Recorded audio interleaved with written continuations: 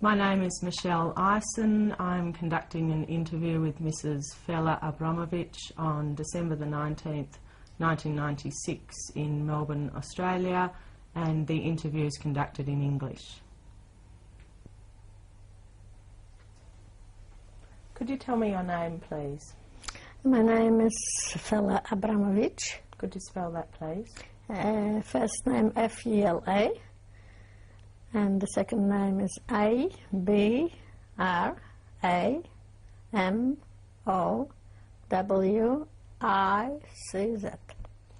What was your name at birth? At birth, my name was Rak, R-I-K. Did you have any nicknames? No. What is your birth date? 20th of March, 1923. And how old are you today? 73. Where were you born? I was born in Warsaw, Poland. Could you describe to me your family, their names and their positions in the family? All of them from the beginning, the parents too? Yes. My father's name was Zelman. In Polish it was called Zelman, Rak. My mother was Esther Rak from home. Her name was Tenenbaum. And they were born in a small town, both in the same little shtetl, outside Warsaw, about 130 kilometers, in a place called Losice. You want to spell it? Yes. L-O-S-I-C-E. I've never visited that place. And 3/4 of them, 5 of the children, or 4 of the children were born in that town. My older sister was Leah, or known as Lola Rak.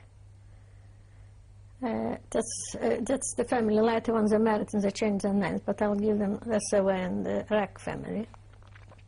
My second sister was Chaya. My third sister was Francis, or Frankie, we called her. And my brother, Israel Isaac. Then me, Fela, or in the Yiddish Feigele, or Feige, something like that's what my parents called me. And then came a younger sister, Henya, and a younger brother, David. It was 7 children altogether. Could you describe your home? Orthodox home, strictly Orthodox. My parents were, but not fanatics. So they didn't isolate themselves from the outside world. That they knew what was going on, you know.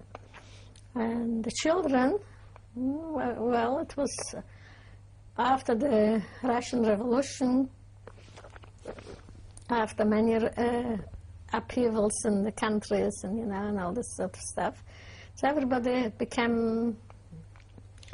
got away from the Orthodox, the children, and joined some youth movements, trade unions, you know, more free thinkers. And this was my older sister. As for myself, I was still too young to, but I got a lot from discussions at home, and young people would come in and read newspapers and were interested in politics and what was going on, you know, different generation from my parents. And that's what usually happens, you know.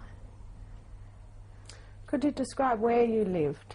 Yes, I lived in a Jewish area in Warsaw.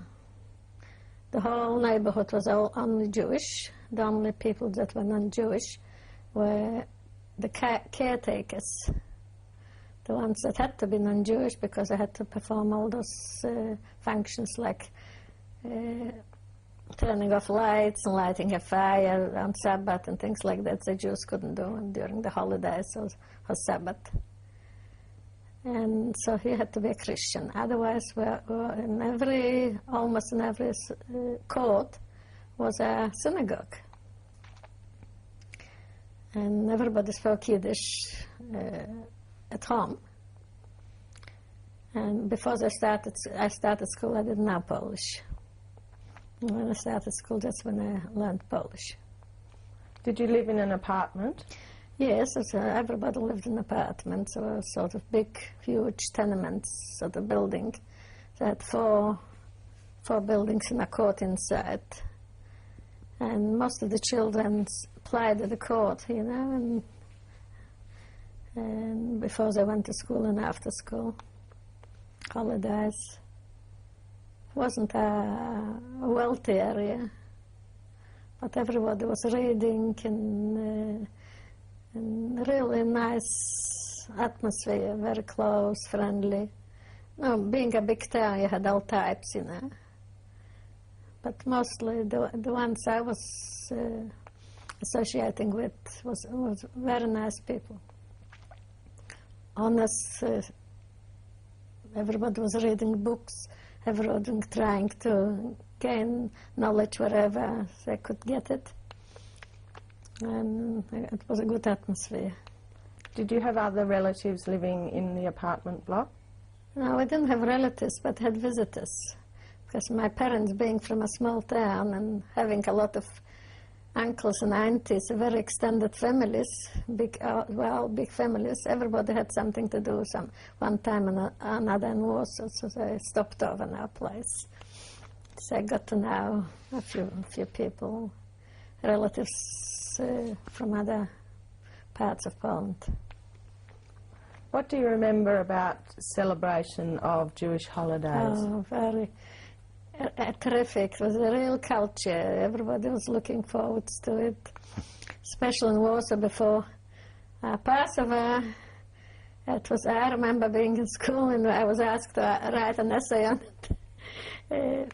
The Jewish street before Passover, and it was a real picture. I can still remember how, you know, everybody taking off their bedding, hanging it up and clapping it and getting rid of real spring cleaning because it coincides with spring, and the winters are very severe in Poland, and everything gets locked. The windows get bad with all sorts of things, double windows, and not to let the cold in. So it was, when everything gets open, the fresh air comes in and things turn from white to green. And at the same time there's Passover, you know, this holiday of liberation, and everybody gets new clothes and everything changes completely. It's absolutely indescribable in a big town. All the activities and everybody buying new things and plenty of vendors and plenty of very big activity. And children especially, everybody gets new shoes and new dresses. And the next day everybody in the siders, and it's absolutely family gatherings. Everything had to be absolutely perfect. The poorest family had everything for Passover. This was something that had to be celebrated. Do you remember other holidays? Yes, all the holidays I remember. I loved holidays.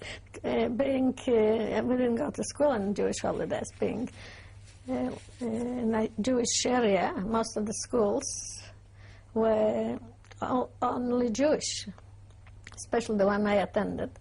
About 1,200 or so about children and all the staff, all the teachers, all the administration, even the cleaners, it's all Jewish. So we didn't go to school on Jewish holidays, we didn't go to school on Christian holidays. So we had a bit of advantage in that way. And did you go to synagogue? Girls didn't go much to synagogue, but we went for Purim, for the Megillah. I loved to go to hear the Megillah. I went for Simchas Torah when, you know, I loved it. And that, I think, was most of it. And I went to the Sukkah, of course, when they put out the hats on the thing, in the court. It was very great. Children were allowed to go into the Sukkah, so that was great. Where was that? You know, the holiday of when you eat outside. In a big town, you can't just put out, you know, like in a veranda on the garden, so it had to be in the courtyard. to put out special hats. You have to pay a little bit towards it, and the men were eating, and the women were bringing it out from the house to the hut of the men. And the children had a great time, were decorating it with all sort of colorful balloons and things. It was great, which was a very nice time. I remember it very fondly in my childhood. And at this time, I wouldn't give up religion for anything, you know, being a child. I just grew up with religion. And it suited me very well because I could dream, you know. That did a lot for me as a child. What were your dreams as a child?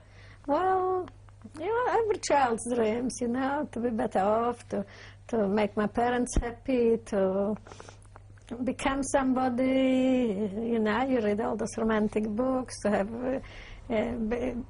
nice lovers, you know, boyfriends, or all sort of things, you know.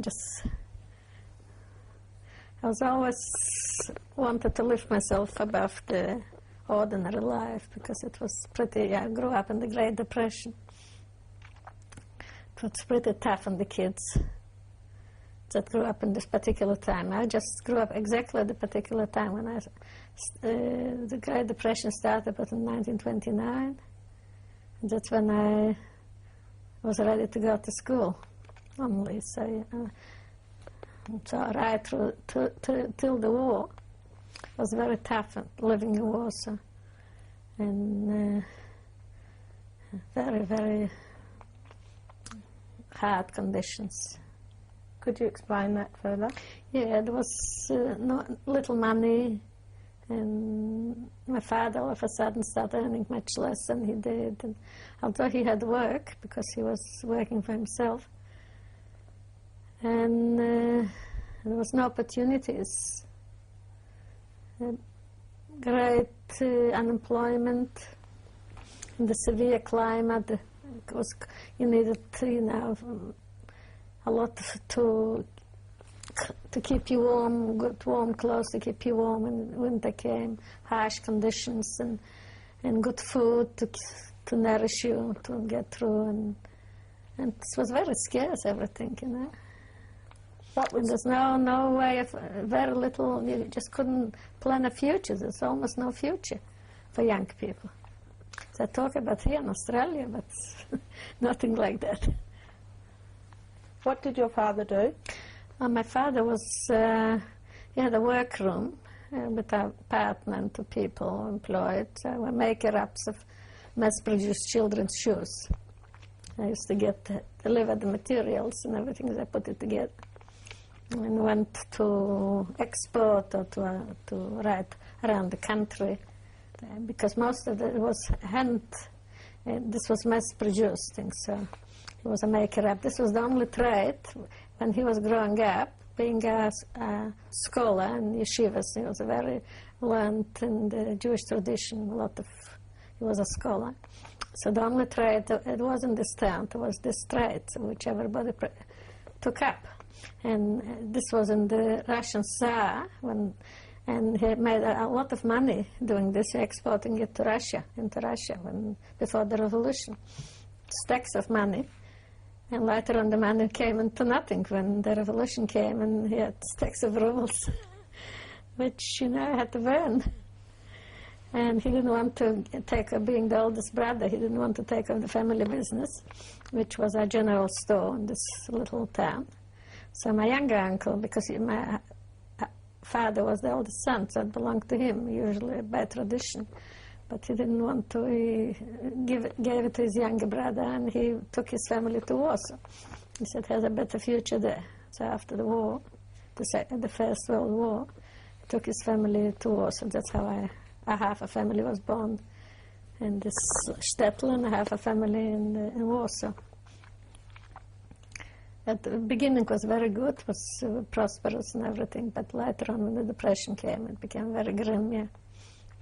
And was your mother working? No, my mother was,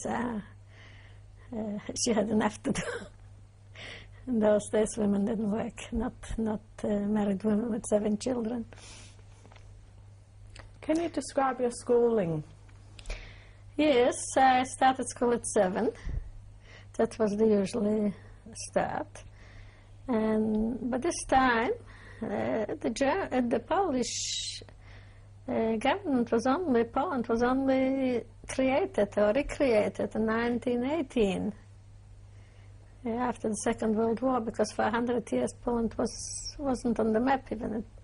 It was partitioned in three parts, some to Russia, some to Austria, Austro-Hungarian Empire, and some to the Prussians. The Poles fought everywhere, and then after the Second World War, they got their country back. So they had to start from scratch to organize everything in Polish. My parents spoke very little Polish at the beginning, later on they learned. So they started building those schools. So in this area where I was, there was this Jewish school. It was called Shabasuvka because we were going for 6 days a week to school normally. But Jewish kids in those schools where I went didn't go on Saturday, and the other ones, the Christians, didn't go on Sunday. So we went on Sunday to school. So it was called Shabasuvka, and everybody wanted to get in, and they didn't have many schools yet at this stage. So I was pretty lucky to get in. Some people had to go to Christian schools, but I got into this Jewish school, which was very good. The teachers were very, very dedicated. They really brought us up, and it was a second home, and I really enjoyed my school. What did you learn there? Do you remember? Oh, well, we got a pretty good education, considering today's primary school. This was 7 years, and started from 7 to 14. As I went by, not by the date of your birth, but by the year of your birth, I took in. So some kids were already 8 almost. I think I was about 7.5 actually, because I was born in March, and the school year started in September. So we were ready to get into some work. By the time I went to school, I knew everything, because from my oldest brothers and sisters. So I knew how to read, and how to write, and how to adapt, and how to subtract. I already knew everything, so nothing they could teach me at this stage. Because being in a big family, and I just always watched them, and I just knew it. So it was easy for me, and I selected the classes, of course, the A grades and the B grades and so on. So I always was in the A grade, and I had one teacher for 7 years, class teacher. And she was really not just a teacher who came and went, but she really brought us up. She even called Vychowawczyni, means somebody who brings you up. Can you spell that? It's Polish. It's Polish, you won't know. And translate into English, and mean it's not an N, it's not a governess, but somebody who brings you up, not in physical way, but builds your character. And she built our characters. She told us that no matter what anybody does, it's useful. As long as it's useful to society, it's just equally as good as like a street cleaner, just as important in society as a doctor or something like that. She gave us very good values, and I still use those values. No snobbery, admit your guilt when you did something wrong, admit it. She taught us that, and all sort of great values which I still use this day, and instill it in my children. I did instill it in my children's characters. I hope they had the good values, which I think they do. Can you describe this school? Actually, it was some schools later which were built were bricks and very luxurious. This one was a wooden building, a weatherboard building, a wooden building, very large. The big, huge corridor on both sides, nice, roomy, big window classrooms, and desks. Usually not two on a desk, you just sit. Our teacher even made us go in the middle of the lesson, go out of the desk and make some exercises. So I won't have things bent, bent backs straight, so I had good posture. So she made us even every half hour go out and make some sort of exercises. And I cared about us so much. Did you you changed schools after this? No, I didn't change schools because when I came out of school I was about 14 and a half. And I don't want to brag, but I was top right through top of my classes, right through my schooling. And I was very wrapped up, and I just went so thirsty, really, absolutely, literally thirsty for knowledge. And my teacher called me and she said, I put you in for scholarship. And the education was private. We couldn't get into secondary education. I mean, it was more than lighter than secondary. I mean, this school was sort of like today used to be here intermediate or something like that. So I put you in a higher school, which was called gymnasium, for scholarship. But I don't like your chances. Said, you take out the best of every school. And they put like 30 or something or 40. And really, it isn't a question of who is the best, but we can pull the strings. And so if you haven't got anybody that can pull the strings, you'll be disappointed. And anyways, except for the fees, there's all sorts of other things. And my family at this stage, 3 of my sisters were working. And it was getting very, very tough, so nobody could afford, I couldn't afford to go to this. But I took out, I got my education in a different way. I went to, we had very active groups of people, which were students or already qualified teachers or doctors, and they took us, those very intelligent kids, and they made organized us into self-education, and everybody gets their time freely. And so I've studied biology and psychology and literature and history, and I've read and I've read and I've read and I've read. I emptied libraries. I'm just very, very keen. I went, being in Warsaw, we exposed to a lot of culture, Yiddish and Polish and international, So I was a music lover, so I really educated myself in this time. And also I had to earn a bit of money because I had to contribute to at this stage I was out of school, so I had to contribute something towards the household upkeeping. So I went and I helped my sister, who was a very talented dressmaker, and she worked for herself. She was already married. So this sister Lola, which I will talk about her later. And I helped her a bit, so that gave me a bit of money, and she let me off, and gave me time. And this was going on for about a couple of years, till the war. So when the war broke out, we had 4 weeks of bombing, day and night.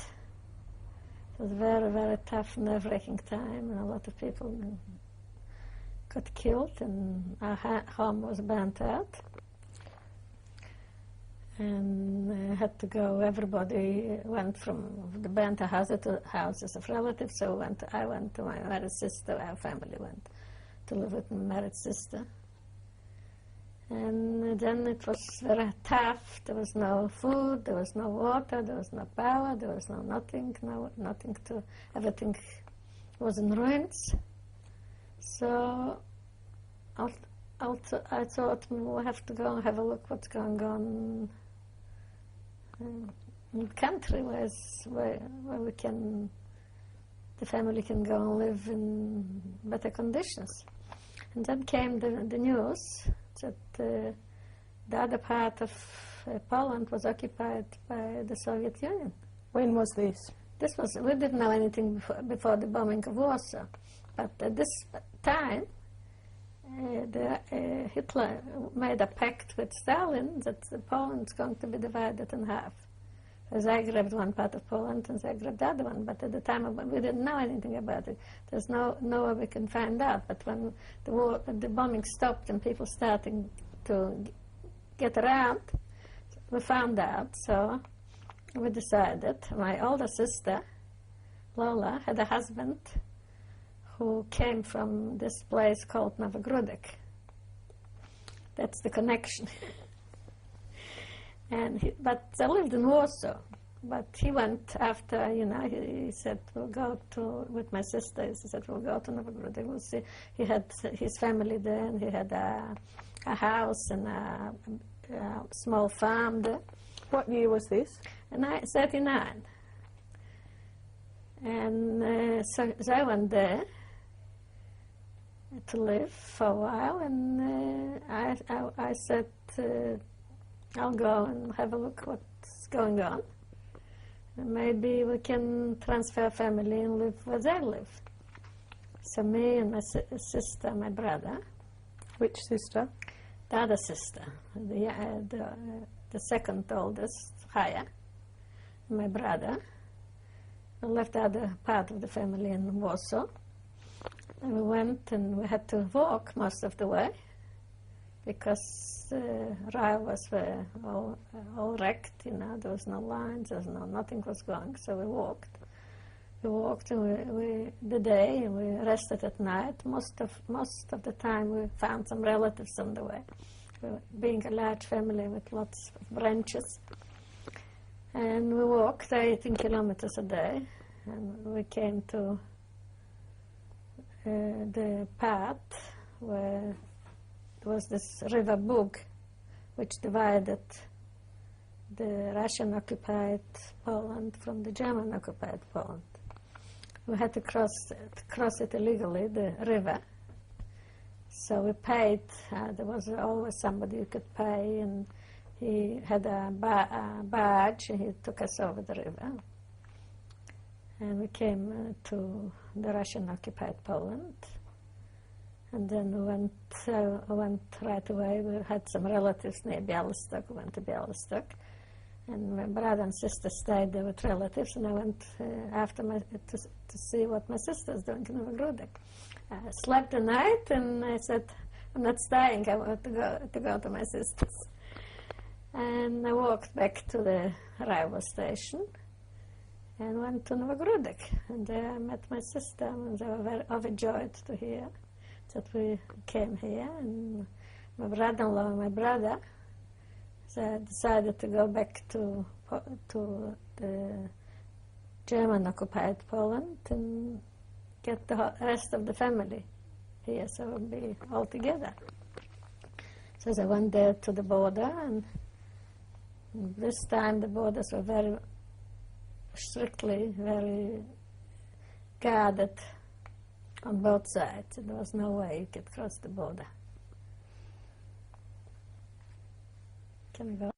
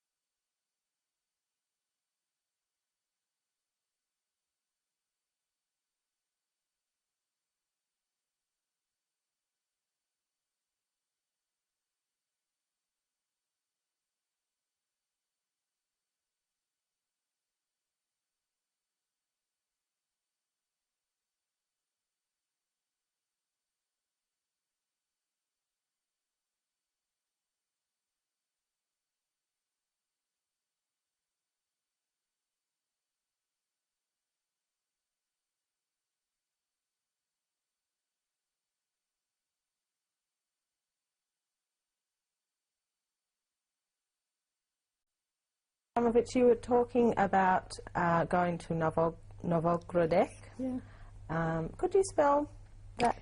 Yeah, I could spell it. It's two spellings, because the original spelling, like it was in Polish, was Novogrog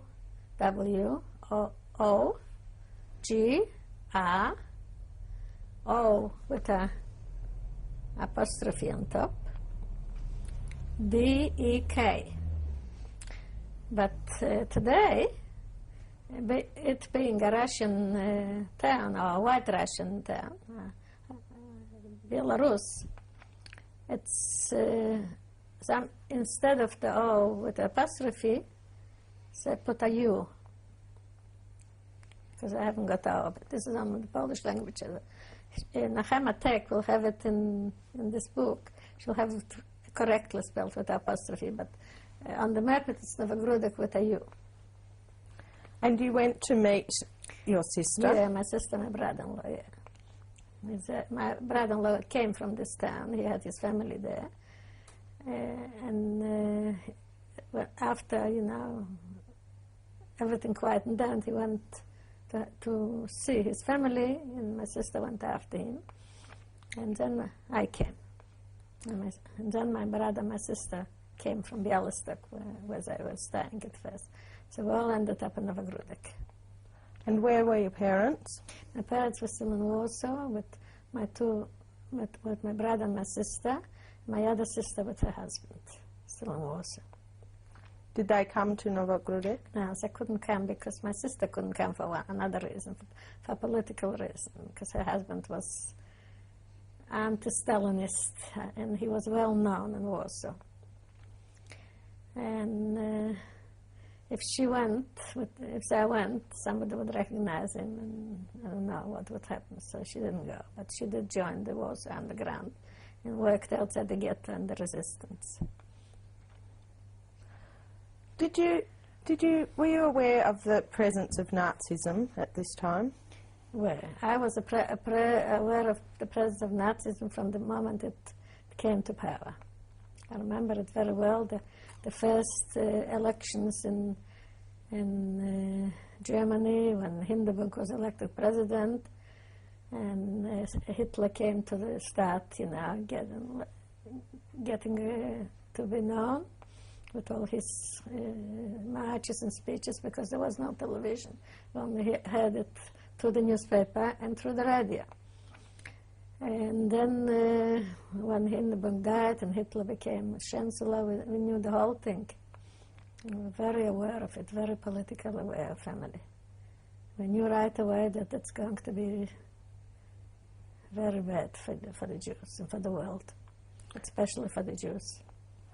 Did you experience or did you witness any anti-Semitic action? In Poland? Well, yes. Poland was a very anti-Semitic country. Okay. I didn't mix with non-Jews, as I said before, but if you cross into this part of the street of Warsaw where there was no Jews, you couldn't be safe. So they could beat you up. Even students, once we went to a park and just sat on a bench, and so I think a group of students came and started beating us up. In the university, there was a ghetto on the seats. The Jewish student had to sit on the left, and the Christians and the non-Jewish on the right. You couldn't study medicine or engineering in Poland. You had to go overseas. No secondary schools sponsored by the government. A Jewish student couldn't enter this, and they had to be all private. And generally, even the Prime Minister said once at a big speech he made, he said he was against the violence against the Jews because there was a lot of violence, but he doesn't mind if the Jews if the Poles took economics persecution, means boycotting and everything. So a lot of in the smaller towns, they had groups of Jews who wouldn't let Christians go into the Jewish shops, things like this. It was very big anti-Semitism, and then even worse than they were right with the Nazis as far as the Jews were concerned. Let's go back to Novogrudek. Yeah. What happened when you decided to stay there? What happened? I decided right away because I didn't want to go back. For me, actually, I was very happy. I can't complain about the Russian, but it was, I knew I was disappointed because I knew that at first nobody knew what was going on in the Soviet Union. It's supposed to be a workers' paradise. When you say who they really are, I was disappointed. But at this stage, I was 16 years old, and of course the education there was free. And one thing the Soviets did, they appreciated education and brains. They gave you all the possibilities. If you are able, you can go as far as you could go, as far as education is concerned. So I didn't have where to go. My sister lived at the other side, on her husband's farm. And they also came from Warsaw. They had nothing. My sister had to leave all her possessions in Warsaw because we were walking. So they were pretty, not so. And somebody said, go into an orphanage. I said, I'm too old for an orphanage. I said, just get in. Even if you are 1 month there, they take you under their protection. You're protected, and everything, so I look after you. So somehow, with some strings being pulled, I went into the orphanage. I stayed there for a few months. Do you remember the name? It's not really. It was just called the Kinderheim, the house for children. Yeah. Of course, and I went right and enrolled into school, and I had to sit for exam, and of course I passed it. And I skipped a few classes. I was still so much ahead of everybody else because in small towns I wasn't too much exposed to culture, to, even the good students, they were small townish, how it was. So I was so much ahead and everything else. But after a few months, they opened a college, a teachers' college. And the people in the children's home, they made with us, there were 3 girls, they made with us a pact that we can stay a little longer if we helped with the younger children. So we were sort of half looking after the younger children, and we had our food and our shelter there. But then there came that after 14 you can't stay. So they opened a teachers' college which had a dormitory, everything, board, like a boarding school. So we went to there, and I sat for exam. It was also a couple of years ahead of me. And I sat for exam, and I passed, and they took me into the college, and I lived there, So for most of the time, I was studying to be a teacher. Were you in regular contact with your sister and brother? Yeah, with my sister and brother. And my brother, yes, that was a different story. My brother, when he went to try to get my parents to the border, he got caught. He didn't have any papers. He was sent to Siberia. So he wasn't there when the Nazis reoccupied Novgorod. He wasn't with us. He was in Siberia. My sister was sending him parcels. And my other sister got work. She started working in Novgorod, and I went to school. So we were all well set up. And then came, we didn't get real passports. We were registered as refugees. Not my sister, because my sister was the wife of my older sister. She was the wife of a citizen, because he was born there and he lived there. So she became automatically a citizen, and I was a refugee. And the NKVD, the KGB, was calling me every 3 months, checking on me. And at one stage they told me to leave Novgorod because it's too close to the borders, to the other borders, to the Lithuanian border at this particular time. And I said, where will I go? That's where I've got my sister, I've got my school. And he said, oh, the Soviet Union is big. You'll find a spot somewhere for myself. And so I didn't want to give me a passport, but after a while the headmaster from my college interfered. He said, we're under his protection, and the only children and the only students with me and somebody else. And they gave us extension for another 3 months, passport or document. And then the next Lithuania, in 1940, I think, the next Lithuania became a Soviet Republic, all the 3 Baltic states. So it became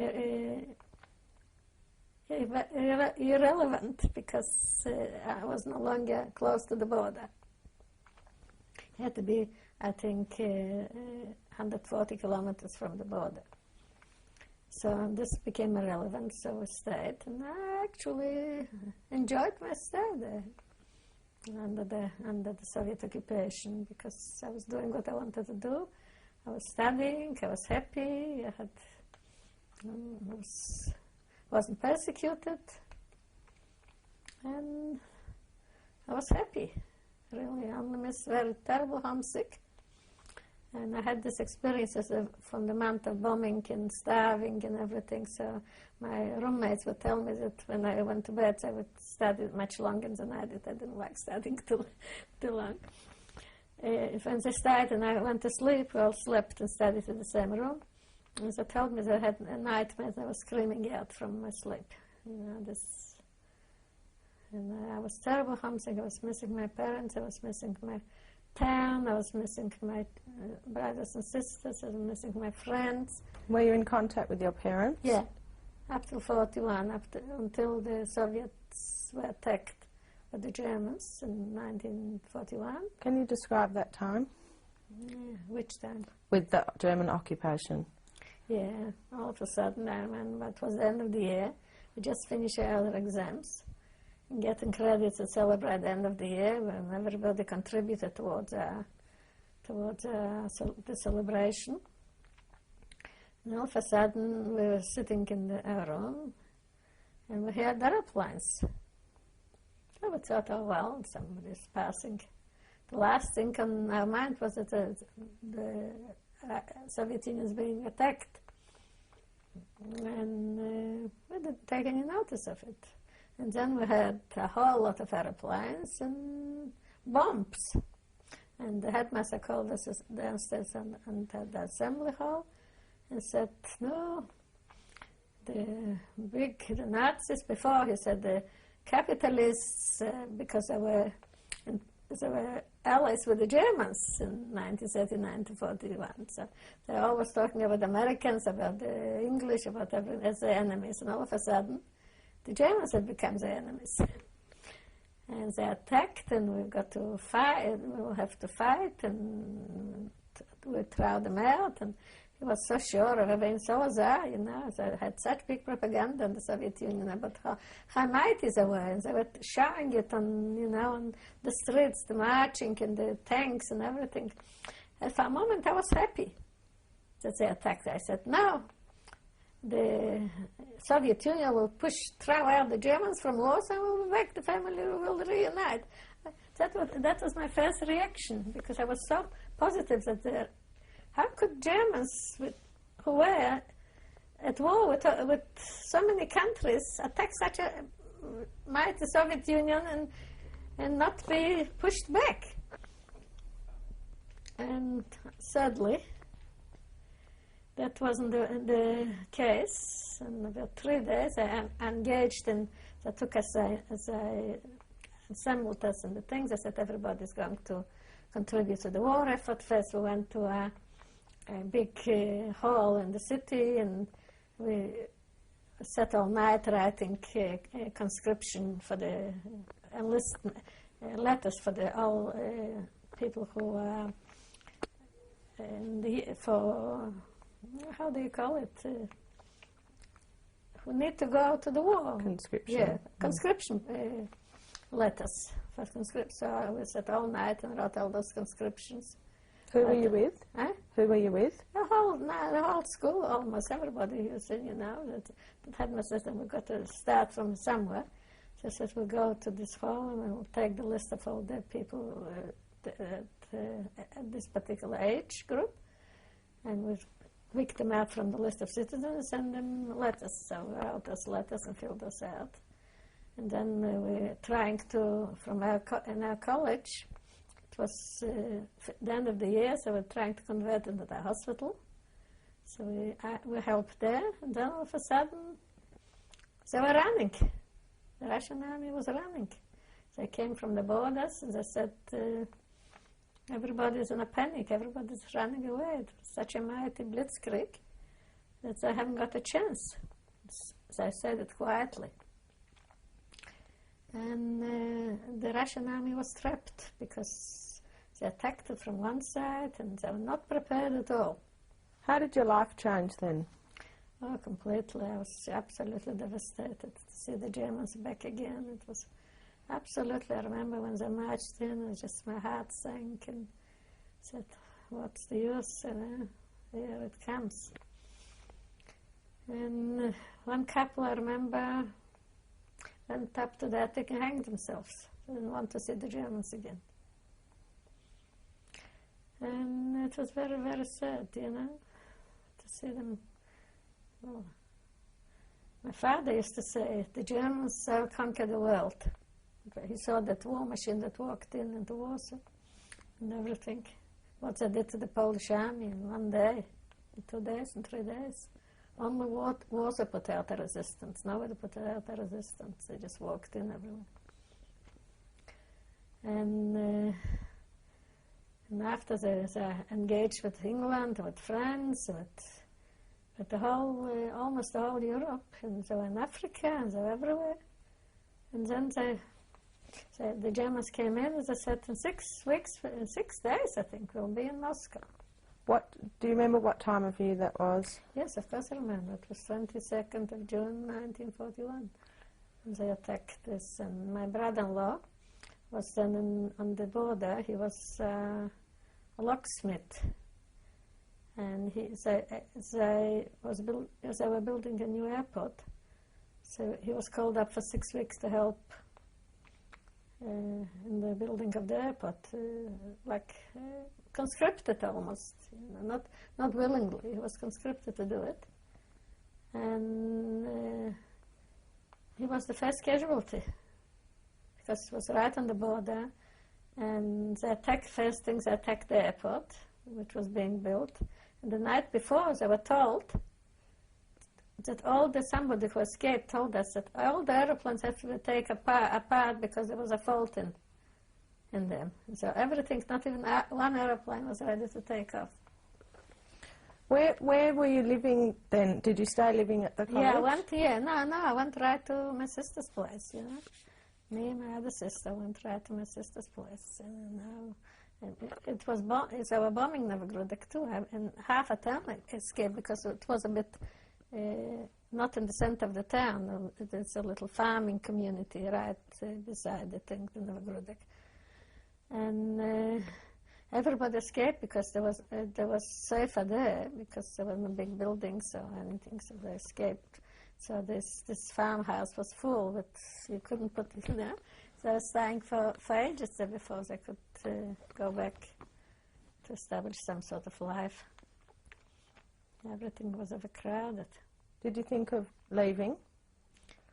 It wasn't. I would have, but it was not possible because they put in. The Germans were fighting like they started from here, and then with airplanes they put the whole army down by parachutes, and they blocked the way. The Red Army was trapped, and know how many hundreds of thousands, with their tanks, with their arms, with everything. They were trapped.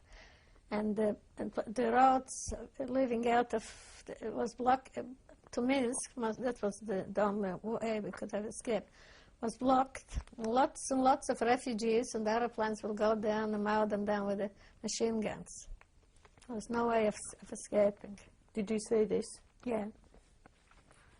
And was there a ghetto established in Novogrudek? No, not at first, no.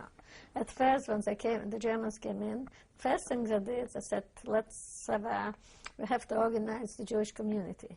So let's go and make a meeting, all the prominent people, like lawyers, doctors, states, councillors, all sort of, prominent people will have a meeting in the city hall, and we'll see how to organize the Jews. And the ones that were vain went there. The ones that had a bit of more, they could reason better, didn't go. Nobody has seen them since. First thing, that was their policy. They liquidated the leaders of the community. When was that? That was right after they entered, the same week. Said, we need to organize the Jews, and we need all the prominent citizens to come and tell, so we can talk things over and organize the community. So I went, and nobody has seen them. They were the first to go. And then they had some casual shootings. I just go to the marketplace with a lot of shops, and they'll pick up 50 Jew people, just line them up in the market and just shoot them for no reason whatsoever. I remember they had 49, and there was one still open, a pharmacy. I went into the pharmacy, I took care of the pharmacist, Jew. They needed 50. How did you know this? We were witnessing it. I wasn't there, but a lot of people were there, and then they were all dead, and they went to the cemetery. We knew the people. It was a town that everybody almost knew everybody else. We saw it. I didn't see it when it happened, but other people did. And then they were just casually catching up people. They used to call, let's go, and we need some workers somewhere to do a job. And they'll load up a truck full of people, and nobody saw them again. They disappeared. That was what they did at first. There was no ghetto yet. And everybody had to, of course, put right away a armband with a thing. That was first. And then came the Stars of Davis and the yellow ones on the front and on the back.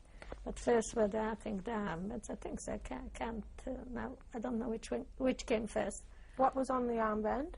Just a Star of David, and that was enough to show that just enough.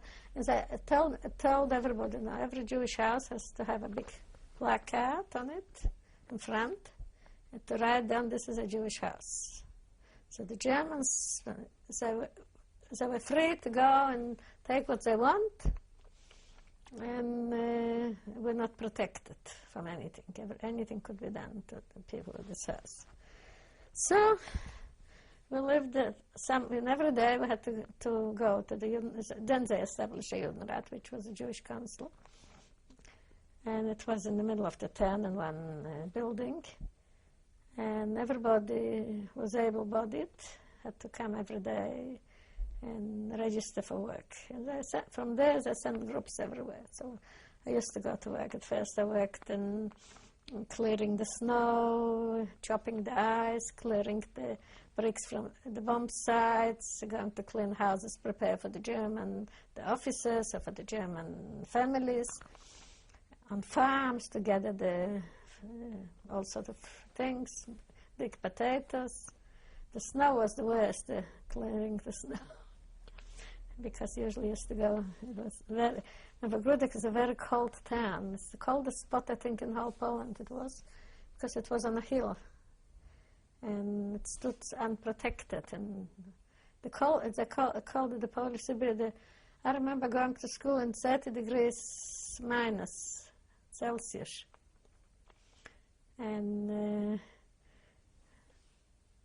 after that, after 30, we could stay home and not go to school. But and the snowstorms were absolutely this icy winds with the snow beating was up, and being a hilly place, it became slippery. You had to go with a bag of ice, of ash, and put, or with something, or chop up, so you can, just like you see the people climbing mountains. Slippery, and so hilly, up and down, like this. So life was in this way very rough, and you had to, in this weather, go and chop ice or clear the snow. And how many hours did you work? I work from, till dark. Being winter, the earlier summer, just walk. And never got paid or any food, nothing for this. This was just, and everybody wanted to go to work, because in this way they thought they'll be safe, So when was the ghetto established? The ghetto was established like this. There were originally about 6,000 Jews. I think some say 7,000, some say 5.5, I know, but roughly 6,000 Jews.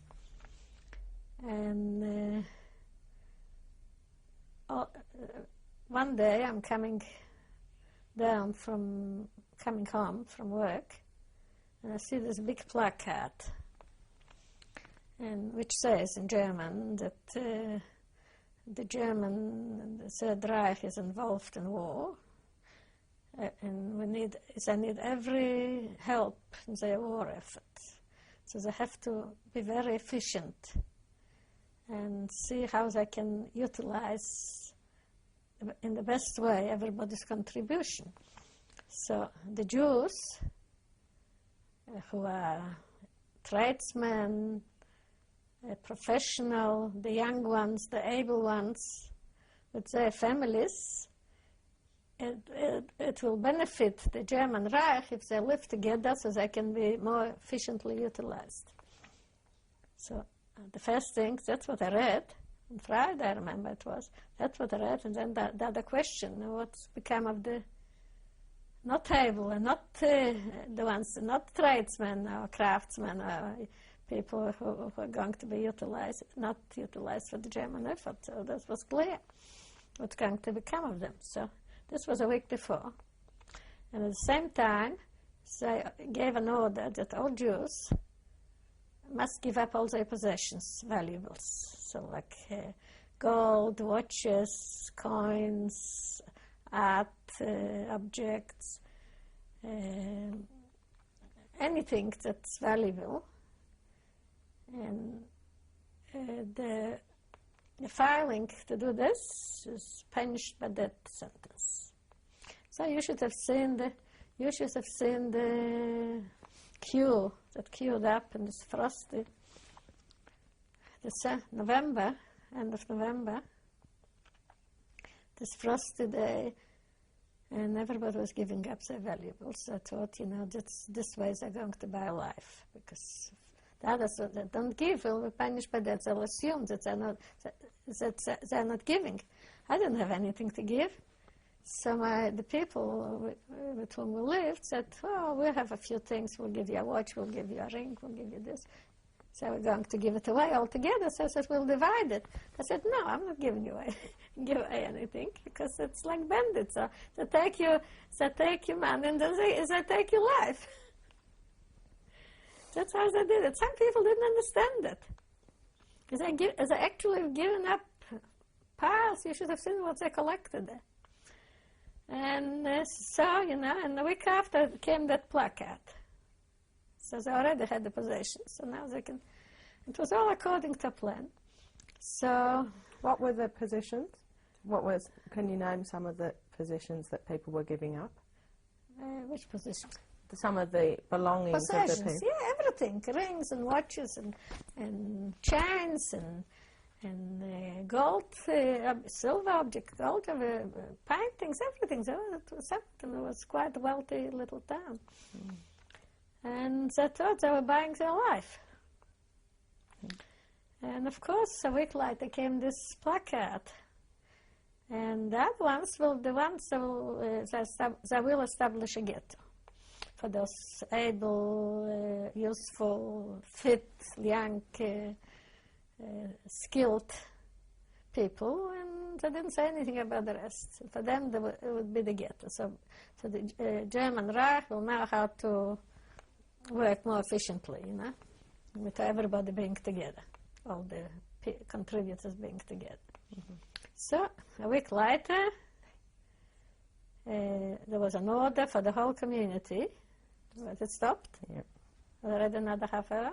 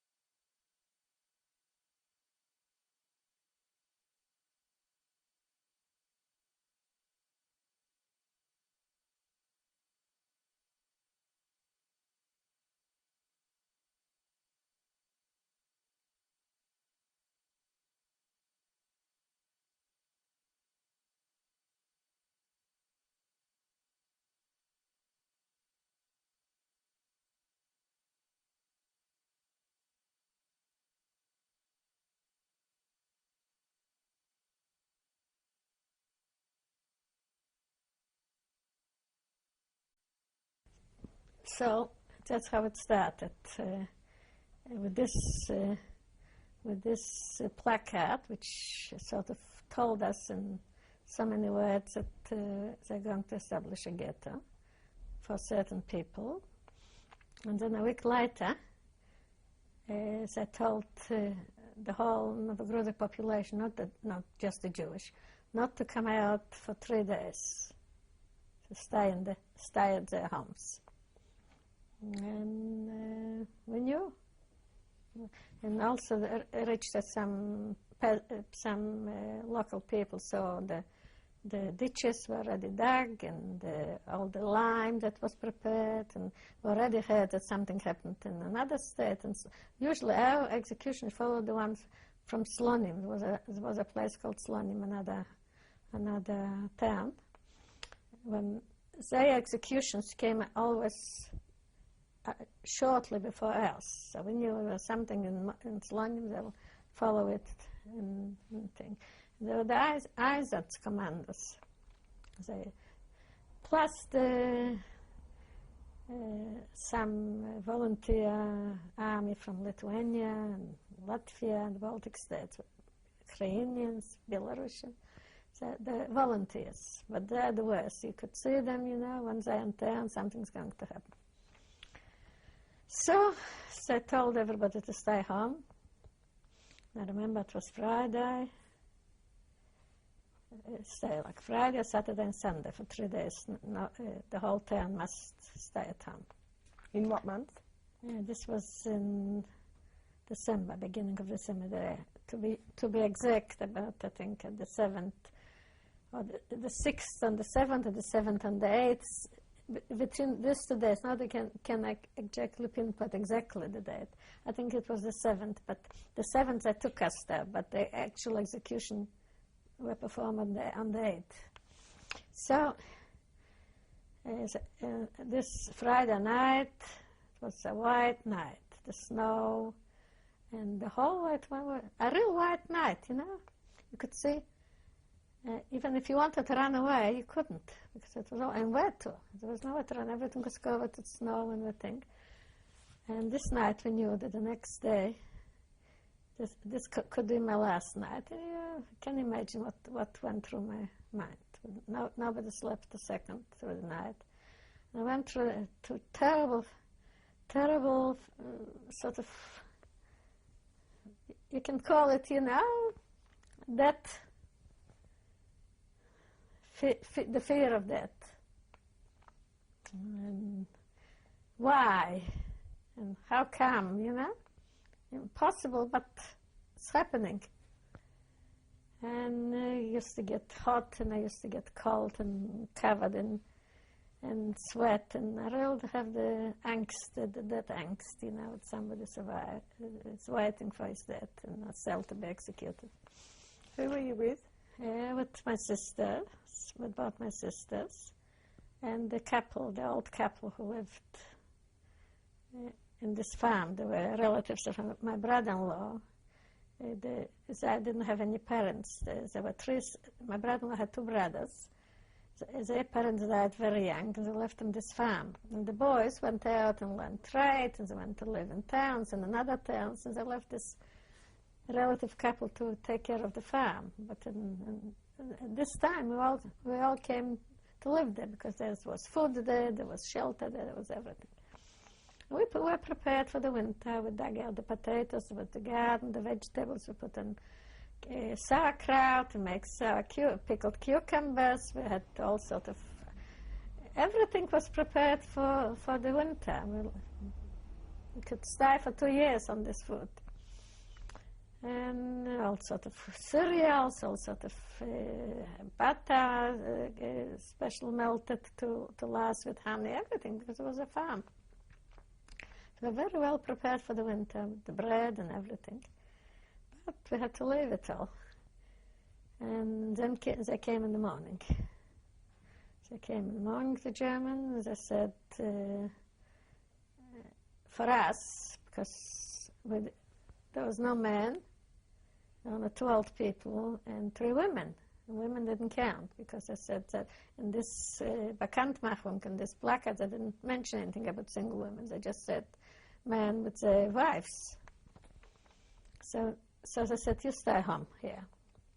And went to the other place where there were young, able women tradesmen, that you come with us. So we decided that we're not going to stay. We're going there where the able, young, useful people go.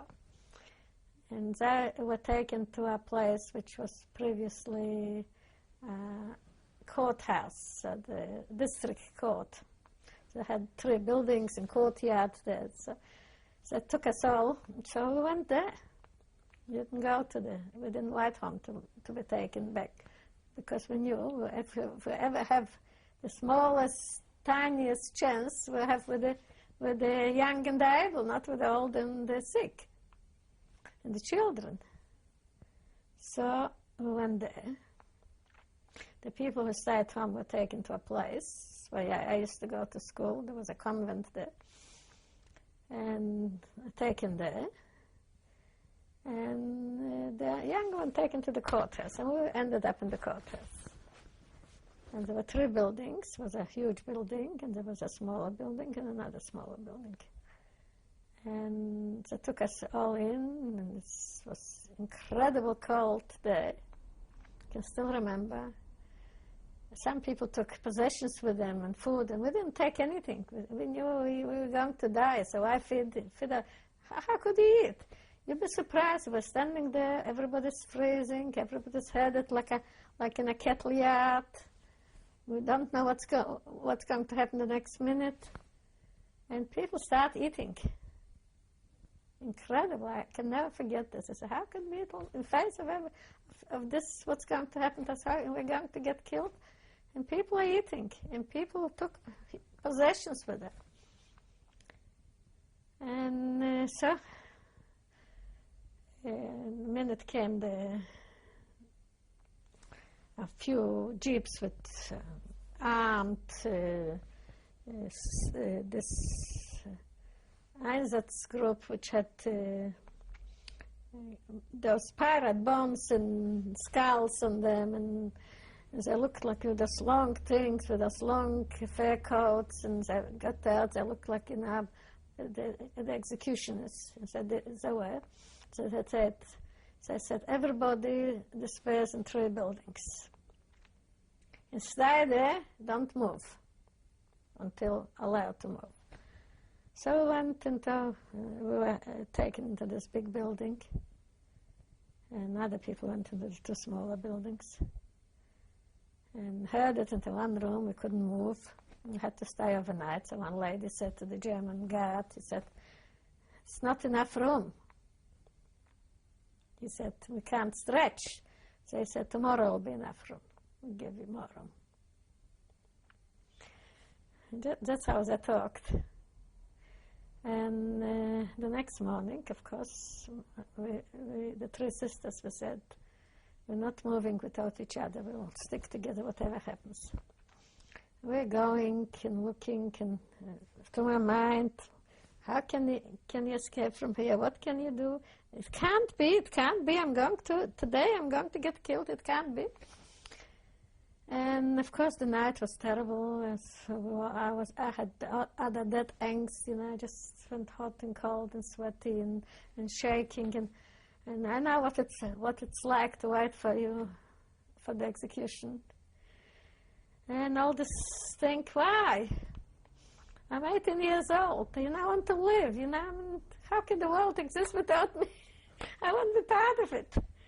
And the most important thing is I want to live to see the Germans defeated. That was the most important thing, motivation. So I've got to be defeated, I want to see it, I want to live to see it. And how are my parents going to take it that their children, got killed? I didn't know what's going on there. We thought it was only us, sort of this district. Anyway, first thing, the moment they allowed us out, the 3 of us were out in the courtyard.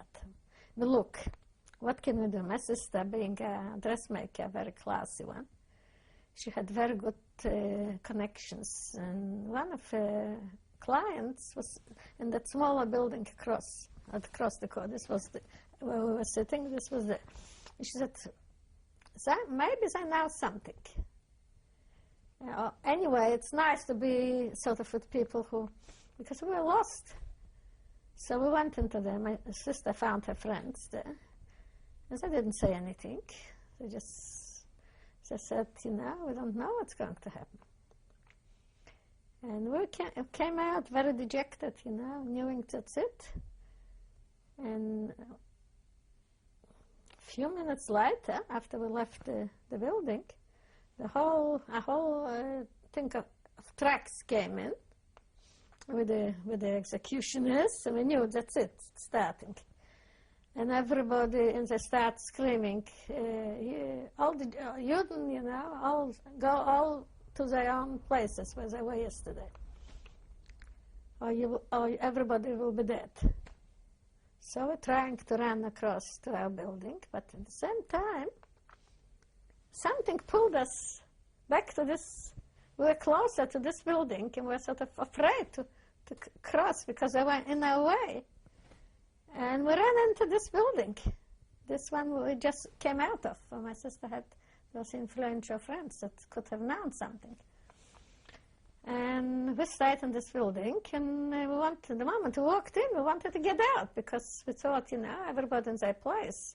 If they won't find us, they'll shoot us anyway. I don't know, but in this reasoning is you act by instinct. You don't act by reason in this particular case because your adrenaline works.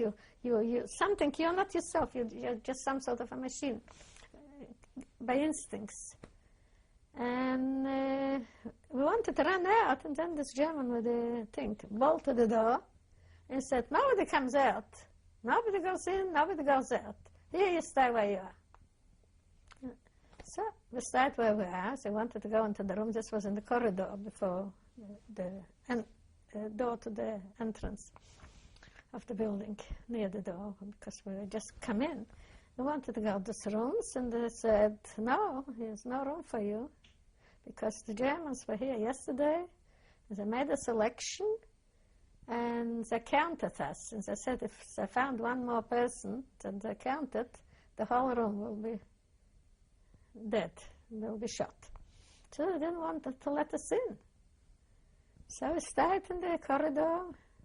We thought, oh, well, in a minute they'll come, they'll take us because they'll count the rooms and we will be despairing. And we looked through the keyholes. And they were emptying the building completely, trucks and trucks, and it was so quiet, nobody said a word. Everybody just went out on the trucks, and they kept going all day, and then they went to the second building, emptying the second building. And the next morning we found out, when they let open the building, they said, "Now you can go out." We went into the building. It was almost empty, and the things were gone. And we found out that this building has been already selected the night before, and it was bribed or something. It was, they had a sort of a, the UNRWA was sitting there, and the most important rich, influential people. They did something. They made some deal with the Germans not to touch this building. And that's how we survived the first action. 4,000 people got taken to the mass graves and shot, machine gunned, just like that. That was the first action. And after that, we went into the ghetto. They took us. They prepared the ghetto. 1,500 people went into the ghetto out of the 6,000. Some of them were living in little villages. So this was a separate. So they went into these villages later. They took them out to the prison and later shot them. So altogether about 4,000 on this one day, or 1.5 days. And that's how miraculously the three of us got saved. When the next day we tried to get our few possessions that we had, a change of underwear, things like this, we couldn't even find it. It was all mixed up in people. And then we went to the ghetto. Day after, 2 days after, we went. And that's when the ghetto was established in the beginning of January. In the beginning of, no, in the middle of September of, what I'm mixing it up, the beginning of December, after the action, a couple of days later, they took us into the ghetto. It was a very inferior part of Novogrudek. It wasn't paved. It was we were walking in the mud. There was no water. We had to go and get water. There was no heating. There was no. They piled us in as many as they could get into one room. Those few houses that they confiscated in this little area, and very hard. That was the beginning of the ghetto. Who did you live with? With my 2 sisters. And there was another couple, and there was another couple, a small room, a bit smaller than this, bunks. And we just had enough room to 33 centimeters in the width. So I worked it out. And how did you... A meter for 3 people. How did you get food? What did you eat? Food we had to do our own. No, ghetto didn't supply any food. We had to do our own self-possession. My sister had clientele outside the ghetto. There was a few Christian people that liked work. And word got around, and she was influential because she was a Volksgerman. Her mother was German, her father was Polish. They were very nice people, and she spoke perfect German, so she worked in the secretariat in the Gebietskommissariat. Her name was Galia, I can still remember, very nice lady. She really helped us a lot. And she used to take care of my sister to her place, and she would make her dresses and for relatives, and she would bring food. At this time, I was working in a potato cellar. It was all outside the ghetto. So I was bringing potatoes home, false pockets and things like this, you know. We worked all days in this dark cellar, sorting the rotten ones from the good ones, and we could smuggle out a few potatoes every day. This was a good job. It was considered a very good job. So I worked there. And my future husband worked there. And so, but I didn't know him then. Yes, he just was one of the co-workers. And he just lost in the Holocaust, in the first action. He had a wife and 3 children. They were taken, at this particular month they were taken from him, and he was hiding. But this time he was living in a village because his house was burnt out by the bombing. So he had a brother who lived in a nearby village. So he went to live with him, with his family. And he went to the forest to chop wood or fetch water, I don't know. And at this time they came and they took his wife and children, and he came back, they went there. So he came to the ghetto. And he got this job in the potato cellars. And that's how we lived. My other sister didn't contribute anything. But we had to carry water, go for half a kilometer to carry water, and somebody had to try and make some fire and cook something up. And somebody had to wash. It was very hard for women because very primitive and very rough, and people didn't help each other at this particular time because everybody was helpless themselves, so they tried to. So anyway, we needed a man badly. My sister lost her husband. We were 3 helpless women. And my sister was, in respect of food, she used to bring food and sometimes nice things. So I gave her, where she was making dresses, sewing for them. And then word got around, and the German ladies wanted that dressmaker. So they start taking her to the houses of the German elite. And she made them beautiful clothes. So they somehow gave her food. And so we went really badly off for food, as far as food is concerned. We didn't starve. How long did you live there for? We lived there from December, sort of like said, first week or second week of December 41, till about 8th of August, 8th of August 42. Let's say how many, 9 months? And did 8 months. Did the conditions of the ghetto change within that time? The conditions of the ghetto changed only as I installed a tower with the searchlights, you know. So I kept searching and working because it was dark at night.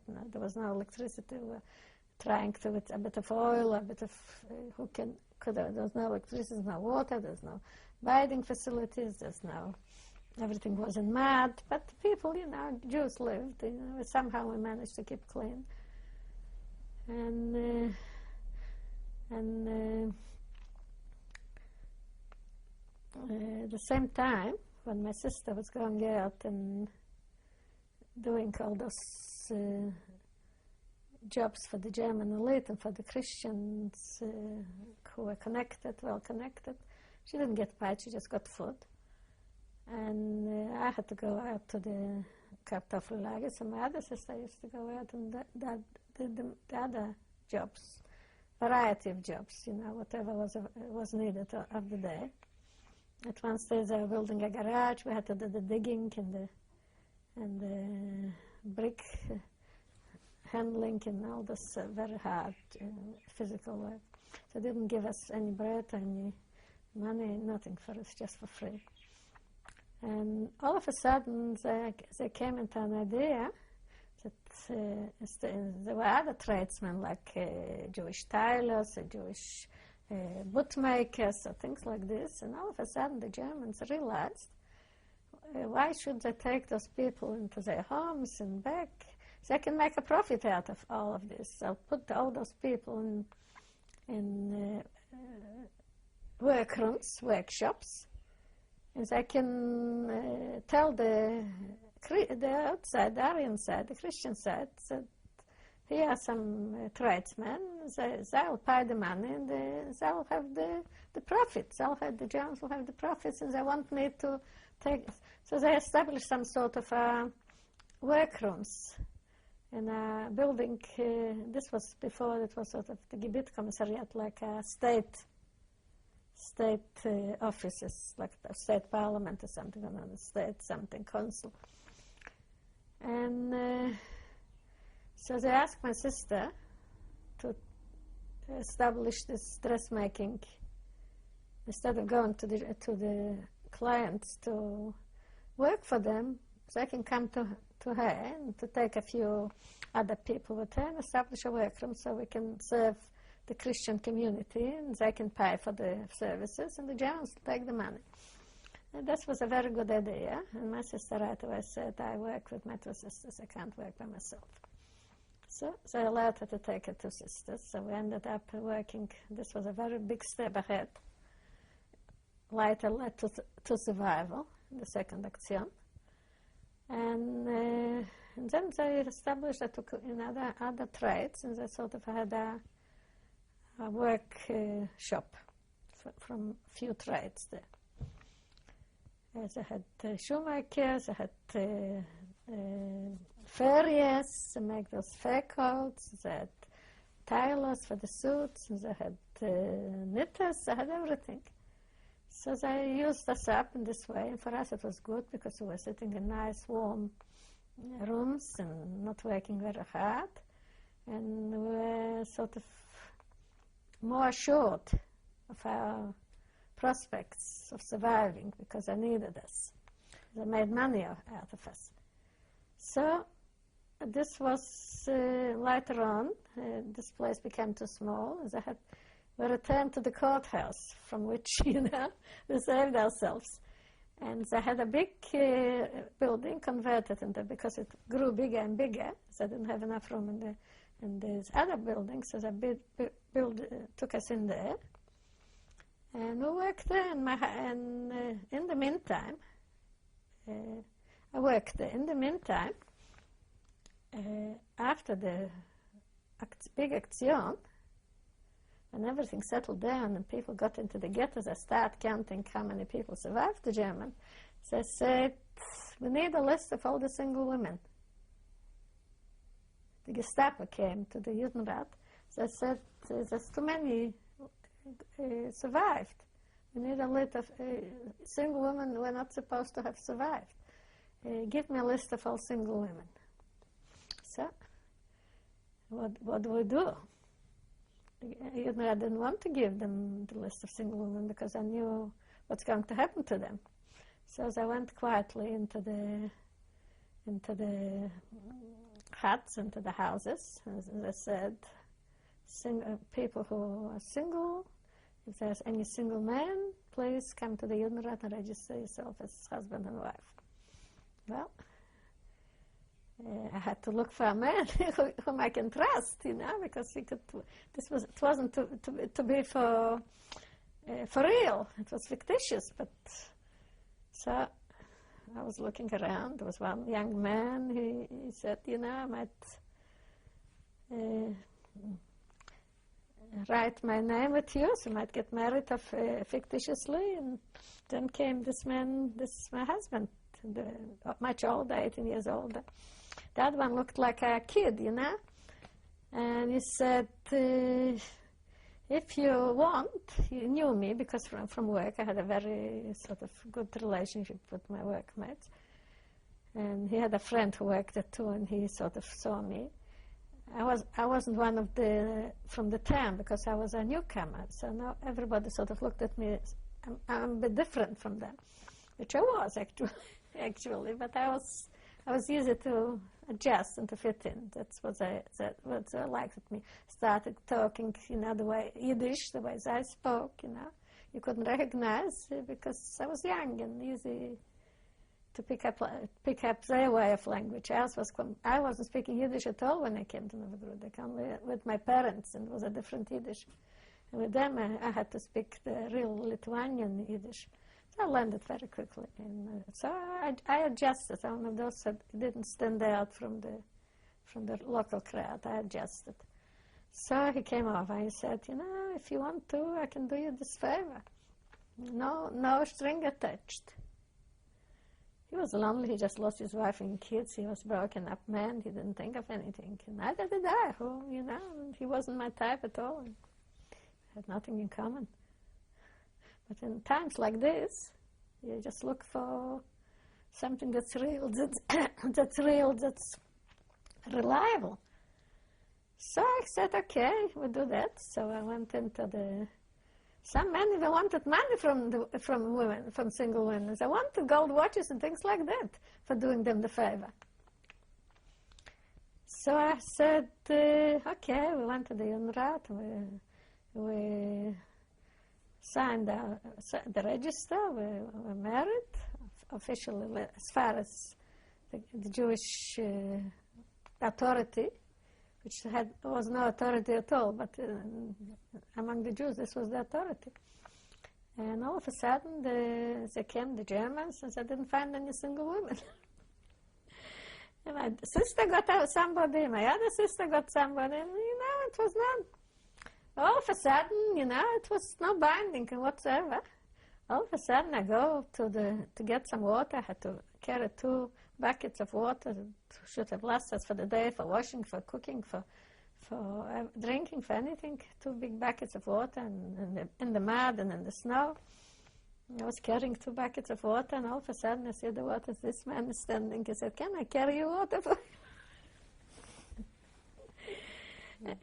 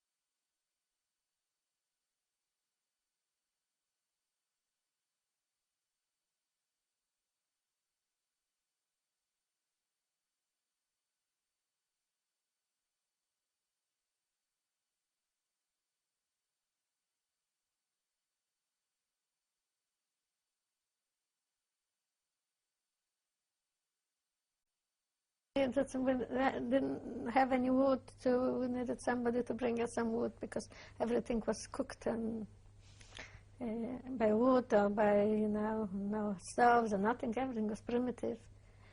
And this broke and that broke, and all of a sudden he was always available. I just went to him and said, "Can you help us, this?" And once the bed which was sitting was broken, he helped us to make.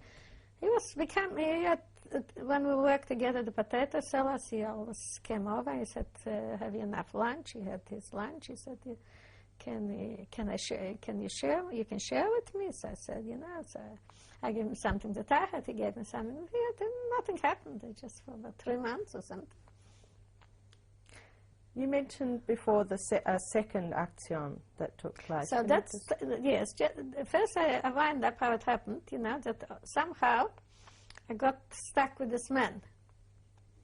Yes, he made himself available wherever I went. He made himself available. And we needed the help of a man. We were 3 women. We needed the help of a good man. He was a good man. And then something happened. I don't know what happened after maybe 6 months or something. Just before the second action, he said, might as well be together. I wanted to in the meantime, I was thinking, if I ever have a chance, I want to escape. I can't.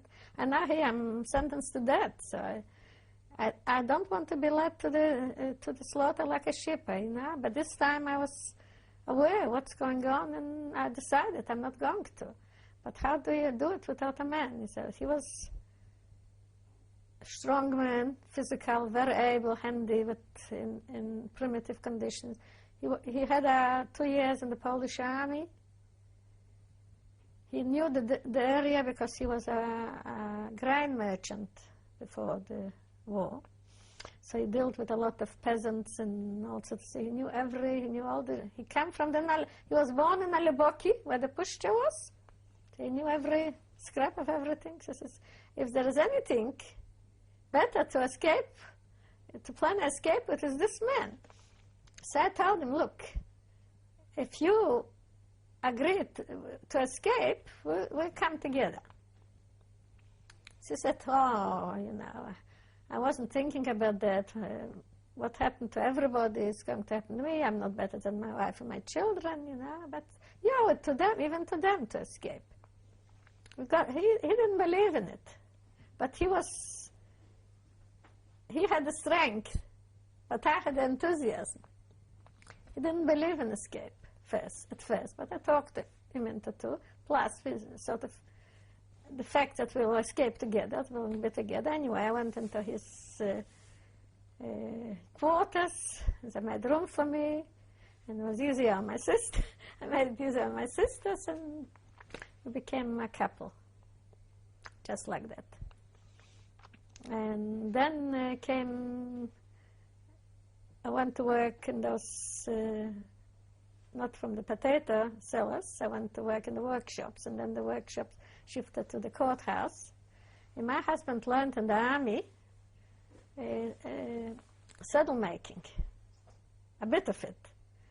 And then I said, since we are ready, me and my two sisters were ready in the workshops, might as well get him in too.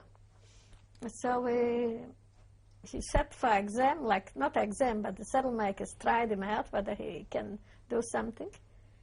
And he got into the thing. So we all sort of in those working in the workshops, and which was in the courthouse, situated in the courthouse, and we used to go home to the ghetto, always escorted to and from work by armed guards who weren't allowed to walk in the footpaths, only in the middle of the road. And that's how we used to march in the morning and march at night after work to the ghetto. And then they started to put wide barbed wire around the workshop where we worked. I said, what are they doing this for?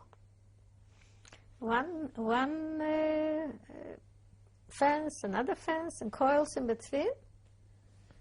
around the whole courthouse. I said, what is this for? It was very suspicious. And in the meantime, while I was working there, the director of those workshops was my friend from my college. He was made to be a director. And he asked me, he said, you're not worrying that, one of your friends is a school friend is a director. I don't really want to be a director. So I made me because I threatened him. He's a director, so I'll send him to the army or something. So he became, and I talked him into it. I said, you'll be good. So I wanted to have a sort of a knowledge a bit of what's going on behind the scene. He used to tell me. The first thing he came in and when they put all those barbed wires and everything, he had a list of the people who worked there. He didn't find my name. So he came he said, well, you are not on the list. I said, yes, I am. And he said, no, you're not. He showed me the list. On top of it was Abramowicz. I said, I was no longer Rak, I was Abramowicz. That's why he thought I wasn't on the list. He didn't know. I said, you got married? He said, yes. He found out later, how it all came about. He was really good toward the Jews, but some Jews weren't grateful because I wanted to push out some people and because everybody knew this is the most secure job. So after they put all those barbed wire fences and anything, something was suspicious. So I asked Shklarevsky, and I said, what's going on? And he said, like in White Russian, Velika Khmara Vishita Pavietre. It means a big cloud is gathering in the air, but this place is going to be all right. So we understood that the ghetto is going to be liquidated. And there was another group of people who worked in the, what's it called, koshari, in the military barracks. One group of people. This group, he said, going to be exempt, and the people from the thing, everybody else will go. So everybody else started to come to him and getting the news spread, and everybody trying to get into the workshops, and they're trying to push us out, because me and my sister went in dressmakers. My sister was, but I wasn't. My other sister wasn't. So I tried to give bribe Shklarevsky, these are not dressmakers, those skilled dressmakers that sit cleaning bricks, and you got two people that can't hold a needle. I could hold a needle. I did help my sister back in Warsaw even. And I knew a bit about it, but I wasn't a professional tradeswoman. So anyway, thanks to Mr. Shklarevsky, we didn't get pushed out. As he said, well, you stay. I won't let you be pushed out. So otherwise, we weren't pushed out of this because the pressure was big. I could go to the Germans and say there's some people who don't know what they're only sitting there because it's safe. Anyway, we stayed. And the second action took place one day in August. I can't remember whether it was 8th or 7th or something like that. We were going to go home, and they said, stay, you're not going. You're staying here, you're sleeping in the building where you work. Is this 1942? 1942. And people started who were at work and trying to get home to the ghetto. So I heard something was, because you could always feel it, see it. You see the people who arrived, you see those Lithuanians, you see those more guards, more police, more everything. And so I knew that's what's going to happen. So they started hiding in all sorts of places, and some of them came to the gate of the courthouse, to the workshops. Actually, Mr. Shklarevsky opened the gate and let quite a few people in. And that was it. We stayed there, and the next day there was the execution. Everybody got, the second round got wiped out. But this time it wasn't just the people from Novogrudek, but they brought in from the smaller places around it, from the small villages and townships. They brought them in and things. So it's another probably 4,000 went. Did anyone escape from the ghetto? at this stage? At this stage? At this stage, before this stage, some people had connections with peasants and had a lot of money. They tried to get a few. A few went out, yeah, but not organized. It was all done privately with arrangements with some people. Some people got together with the peasants and gave the money because they were afraid that if they survive, they want their money back.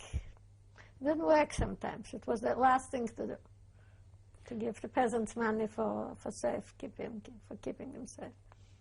And how much longer did you stay after this? After the second After the second action, it was about 500 of us, and then they brought from remnants of the Zdzięciol ghetto and from other, I think from Zdzięciol, from somewhere else, a few more people. And those people, I think mostly from Zdzięciol, they lived close to a puszcza, which is a huge forest. This was the Lipichanskaya puszcza. And they had some connections. I knew something about the existence of partisans. And they tried to escape. One group was caught and they were shot on the spot and left lying there, so the next day everybody can see them. And they confiscated the ration of bread for a week. It was 200 when we were actually living in the ghetto. And this was the separated. The workshops and the living quarters was in one. This was established as a self-contained ghetto, the tradespeople. And the other one was still there. Some people were still in the other ghetto, left the one that worked in the military barracks, and a few who had managed to survive, they were there in the other ghetto. And the rest, they brought in some more from the villages and small townships to fill it up. And because I liquidated them, the smaller ones, and I brought them here, so it would be easier to get them together.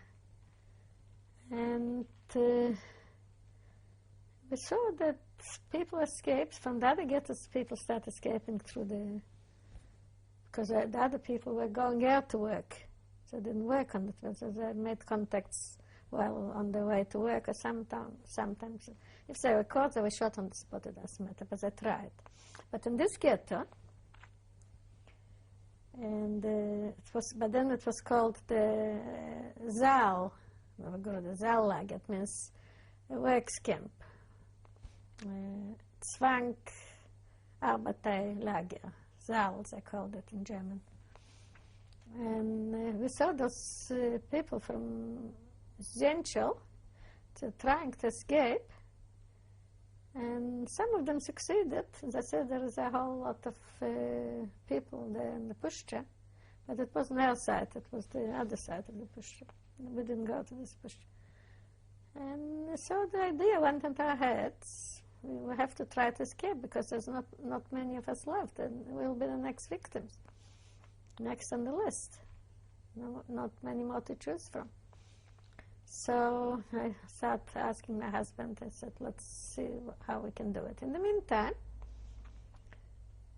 people were coming in, like the workshellers were, for the local population. They came and they got the bootmakers, dressmakers, tailors. They brought some work.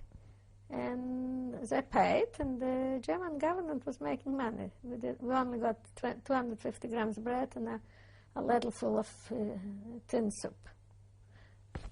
And usually we traded, everybody traded everything else. The Christian people were so used to Jews being killed, and if someone wore a watch or a ring or something, they said, what do you need it for? You're going to die, sell me to it. You can eat for it. She said, oh, that's for my mother, that's for my... Doesn't matter, you know. It's going, you're not going... That's how they talk to us. And my sister had very good connections because she was the one that was admitting the clients and taking the measurements and discussing the fashion, what they want. So they used to bring you food. So we ate. And other people had possessions. They didn't have access to they gave her things to sell, so she had a bit of commission, you know. If somebody got a kilo of butter, they gave a piece of butter, they gave a piece of this, you know, so we ate. So we weren't really hungry in this Zallag. We had food. And other people had food by selling whatever's left of everybody. Always had something hidden, you know. So just selling the last coat or the last pair of shoes. Food was more important. And then a messenger came into, you know, somebody called Kozlovsky, as I told you before. And in the Russian language, it was called telegalshchik, means somebody you can trust, who you can, they picked him out. And he came and he said there is a group of partisans organized, they're called Bielsky, and they would like people from ghetto to join them. All you have to do is to get out. And he told us, of course in confidence, he didn't tell it to anybody, he told people in confidence where to come to. There was a road, it was called Shelubavek, the road to Shelub, and there was what in Russian they called it a hutar, in English it's like a hamlet.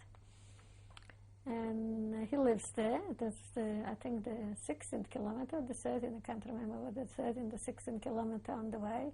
Is only one, you can't miss it. And come to this place. And we'll put you in contact with the Bielskis, with the partisans. So after I've heard this, there was no question we're going to run. We've got somewhere to go. We can't stay here any longer. So I started agitating my husband, and he organized the group. He was very well, everybody wanted to be in his group. But he selected ones, the useful ones. How many of them were you? Yeah, we were 12 people. Actually, we were supposed to be 10, but one was there was a couple who had a boy, about a 12-year-old boy. We're not supposed to take boys to this, but they have hidden him, and when we came out, he was there.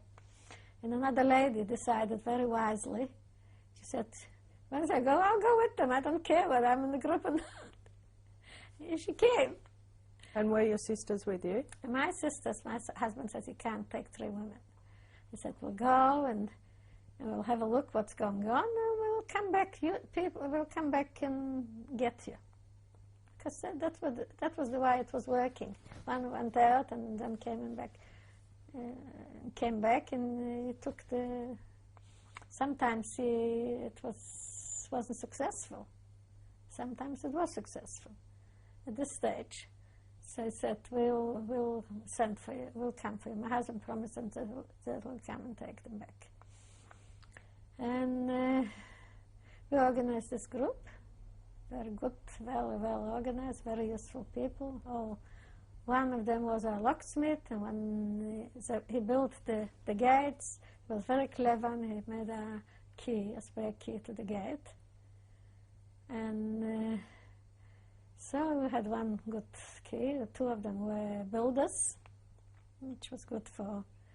My husband was military, and also he was very handy with everything. He knew the way, every corner of how to go with the sideways and through the fields. He knew the way.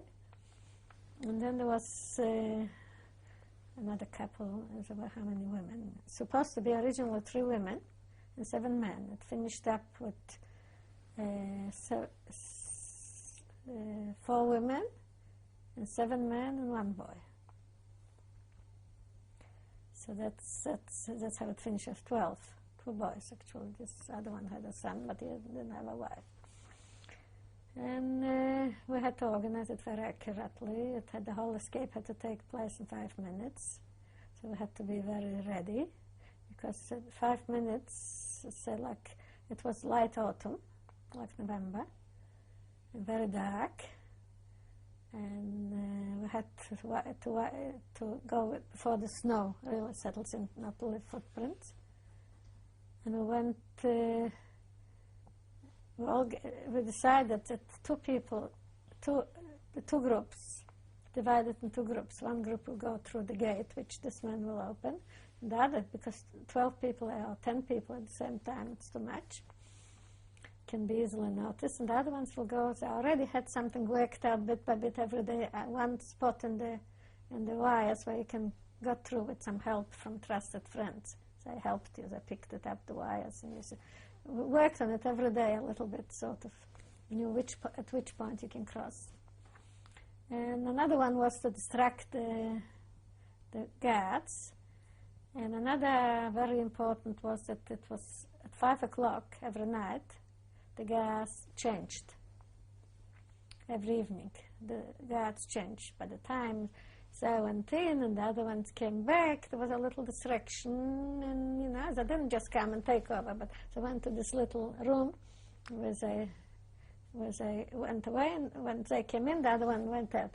5 minutes elapsed. This 5 minutes had to be done, and somebody came from the they knew where there is a group trying to escape, and they said, "You got 5 minutes. Open the door and go."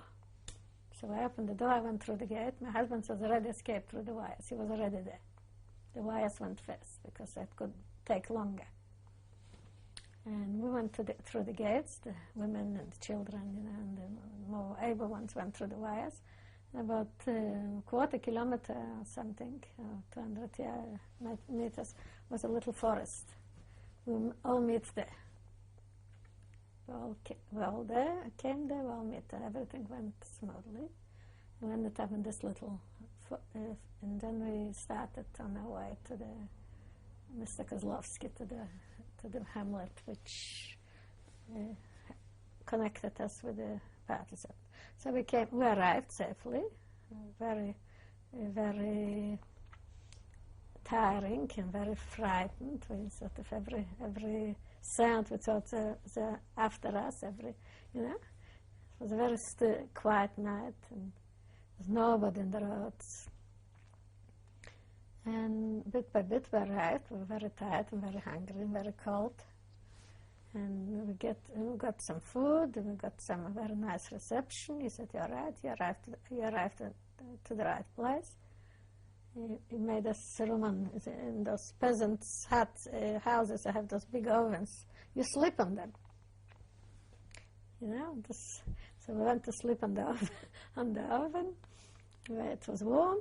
He made us a hot meal. In the morning he said, "I can't, nobody will come now because it's night. I'll take you to a little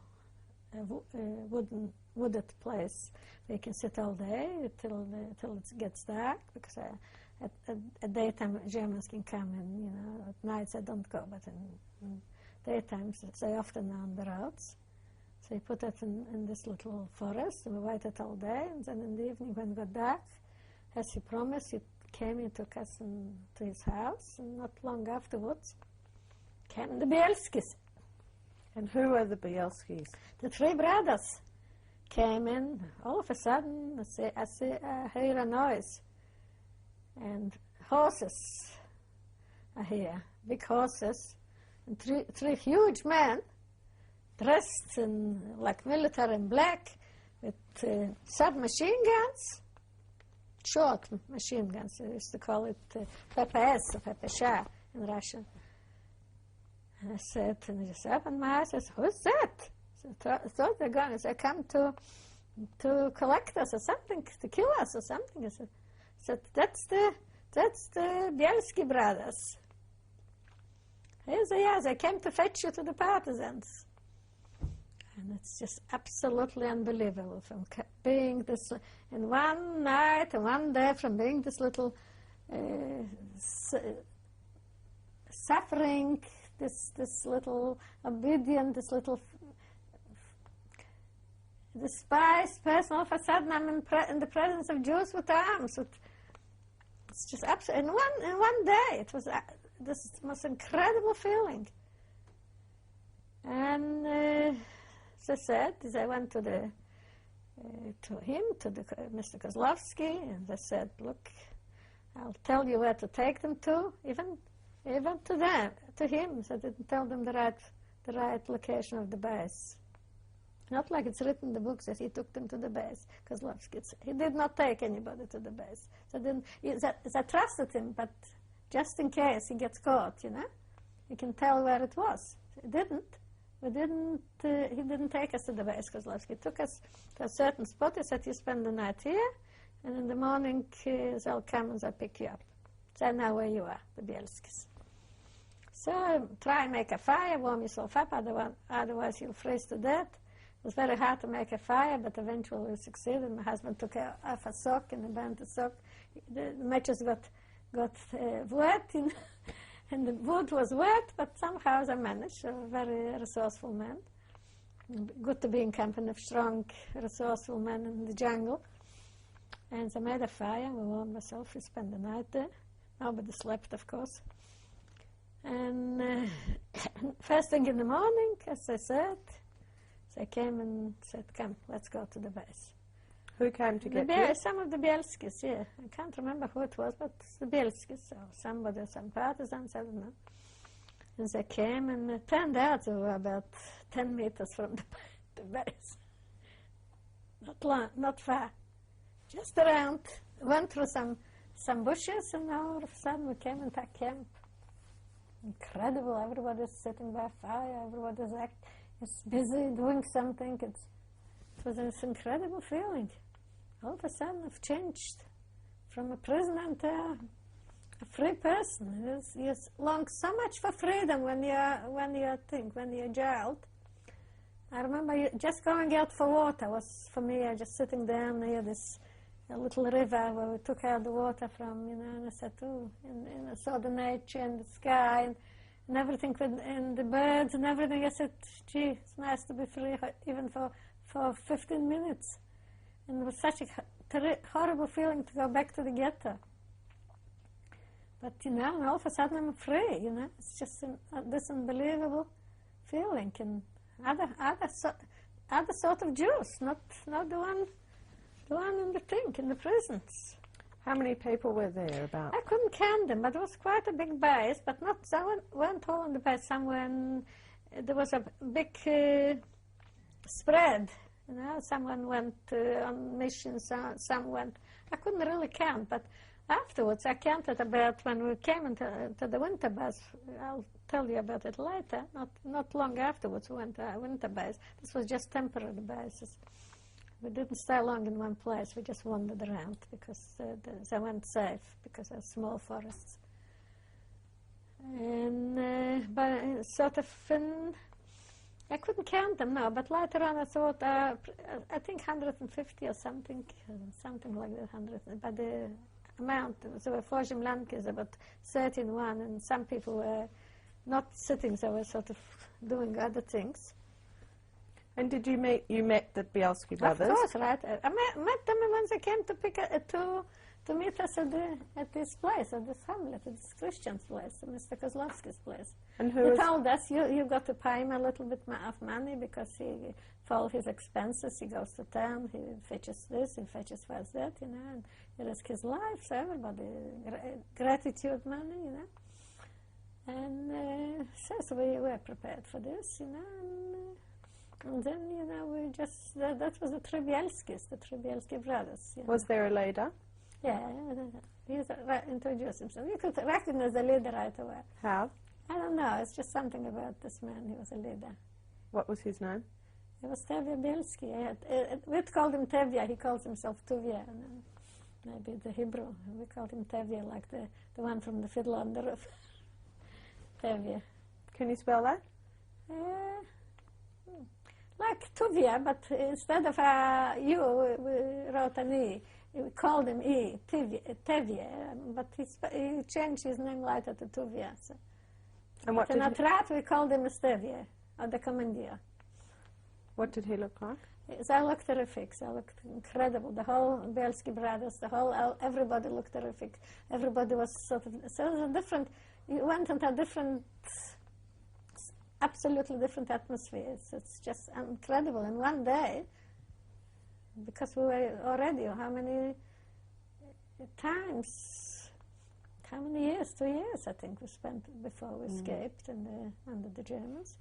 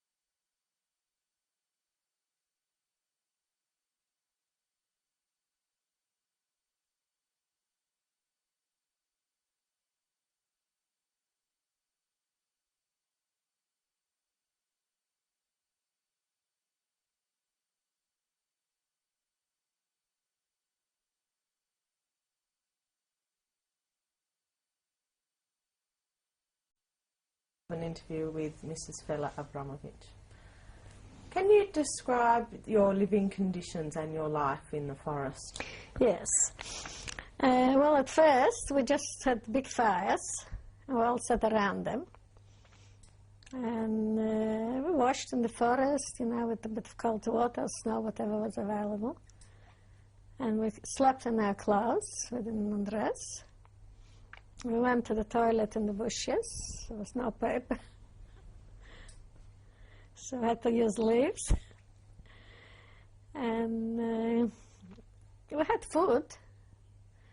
The men all had arms. They went with, at this stage, the group was small. So they went, I remember on the first day, my husband went with 2 other men. So I took him right away. I said, let's go and get some food in the villages. So I brought 3 men. They brought 3 chickens.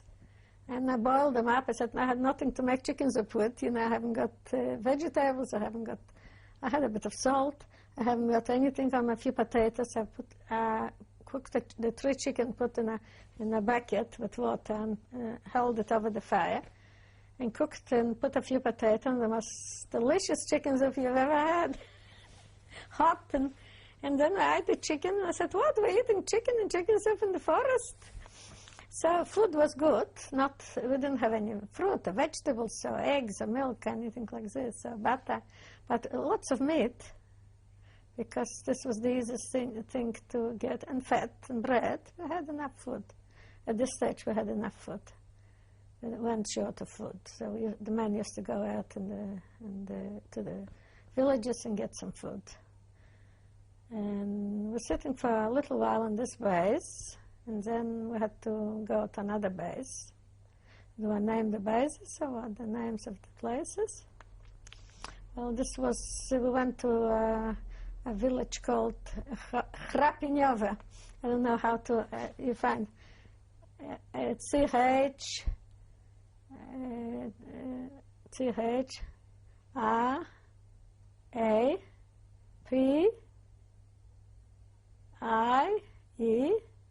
N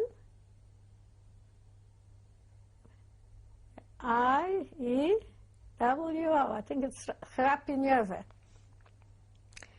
And we stayed for a little while then, and also make big fires in the forest, and we went to gather some food at night and slept around the fire. One side would get very hot, the other side would get frozen. Have to change around to sit with the side of the fire, and then with the side of the fire. That's how we kept warm. And then all of a sudden we had an attack, because some of the people didn't go into the safest place to survive was in the forest. But some people tried to get a little bit more comfortable, and they tried to sleep in trusted people's houses around the forest. In this case, it was the whole group of the Bielski family, his wife, his sister-in-law's son, a few. Most of them, they didn't want to go to the forest. Was that the wife of Tevye? Yeah, and her sister and her nephew, Trisha, beautiful boy. He used to sing so beautifully for us near the fire. And and somebody alerted the police, and they were ambushed and attacked, and they think they died. This was the first time that somebody from that triad got killed. And we decided to leave this place. And before I came to that triad, they had built землянkas for winter, prepared. What is a землянка? Землянka is a place under the ground. Земля means earth or land, earth. So they dig sort of, what do you call it, not a square, but rectangled places deep into the forest, about 5 foot or something deep, with a little bit outside. You put a roof from the branches of the wood. The whole walls were reinforced by branches from the wood. You camouflage it with branches from the trees. There was a little ladder to get in. And there were 2 rows of banks on both sides of the walls. In the middle, we got a stove with a pipe through the ceiling, and we burned this. Daytime we couldn't burn because the smoke was there. But at night, everything took place at night. At daytime, we light hugged up, everyone close to each other, and try to keep warm. And at night, we did all the work, The women were cooking, and when I was cooking, I kept still a bit of hot water and get a wash. We washed each other. And we only went out in the tank for a little while to catch some air, fresh air. And we looked at each other and we laughed because we were all yellow. But it was warm and it was cozy, and we had food. The people, they had potatoes, they dug holes. This was all before I joined the partisans. It was all prepared. They had holes filled with potatoes, and then the men went and got some other articles of food from the peasants, like some meat and some fat, mostly pork, We had enough food. We could survive on this food. We cooked in the big thing, a big kettle of soup with meat all together, and we ate it. We weren't hungry. We were very, locked in. And this was very good for winter, because we got into, this was coming December and everything, so we decided to go into the winter землянkas. I remember going on foot. It was quite a fair bit from the last base to this base. And we went into the землянkas and we organized ourselves, and we stayed there for a little while. And one day and there was about 4 of them, 2 in one place and 2 in another place. And one empty one, just in case somebody gets sick, to isolate him. It was all prepared before I came to the triads, to the partisans. And so we went into those землянkas. The way we arrived, and we had a look, and we decided that's it, we go in, and we were there for about 2 months. 6 weeks or 7 weeks, I can't remember, from December to February. And somebody went to get some supplies, some food, and they killed, I don't know, whether a chicken or a pig or something, because they didn't drain it from the blood, and they had a whole print, what do you call it, The trial? The trial, yeah. The trial led right to our places, and not soon after they attacked us, the base. Who attacked you? The Germans, the police, the local police. They attacked us. They followed the trial, but we had good intelligence, good разведка, they were called, good people watch it. It was 2 rows. First was about 1 kilometer, so it was time to tell us. So we left the base and went there. We tried to go to places where there was no footprints. All those people knew all the byways. They were all local people. We got out in the middle of winter from our warm землянkas and went to another base. And he wanted me to name the place. It was called Bochkovich, and there was. I wonder why they chose this place, because it was a forest, and every part of the forest was surrounded with little paths, and we had all day movements on the paths. If somebody was to surround us, that would have been very easy to catch us. I don't know if they picked that place, but it didn't last long. We didn't stay long there. We dug our wells. You know how you dug a well? You came in, you tried to dig until you came to water, and then the man made with parts of the trees are sewed up in the made, I don't know how it's called. In English it's called as rope. And the water came up and it was clean, and cleaned itself through the thing. And that's when every Zimlanka had water. Put in a bucket, wells. It was very, at first I was amazed, and then I got used to it, you know. When you come into the middle, you have a well. And we always got water. And we didn't stay long in the Bochkovich. We went to another base, and the other one was a little bit more permanent, because it was summer, and it was, I don't know, we didn't have any disturbance. We were there about 6 weeks, I think, or something, which is a lot for a base. We never were anywhere this long. And then one day, my husband went on a mission, and another group, two groups went on missions. And one group came right away the same night. They're supposed to come in a couple of days or something. And the same night they returned. They said it's full of Germans on the ways. A whole lot of, and so I knew this particular moment. I had a feeling that my husband wanted to be returning. And sure enough, he didn't return. There were eight of them. And a few days after, they found the dead. But my husband wasn't among the dead. So they burned the village. So they said a few of them who managed to escape into the houses. The houses were burnt, so he probably got burnt inside the hut. So, I don't know, they crossed him out as dead, you know, the whole group. He was absent for a month. They were absent 3 men. 5 they buried, and 3 men were absent. And we had to leave this base, which was a very nice base. We had to leave it and went somewhere else. Another base, and we stayed there for about 3 weeks. And then my husband came with the 2 other men.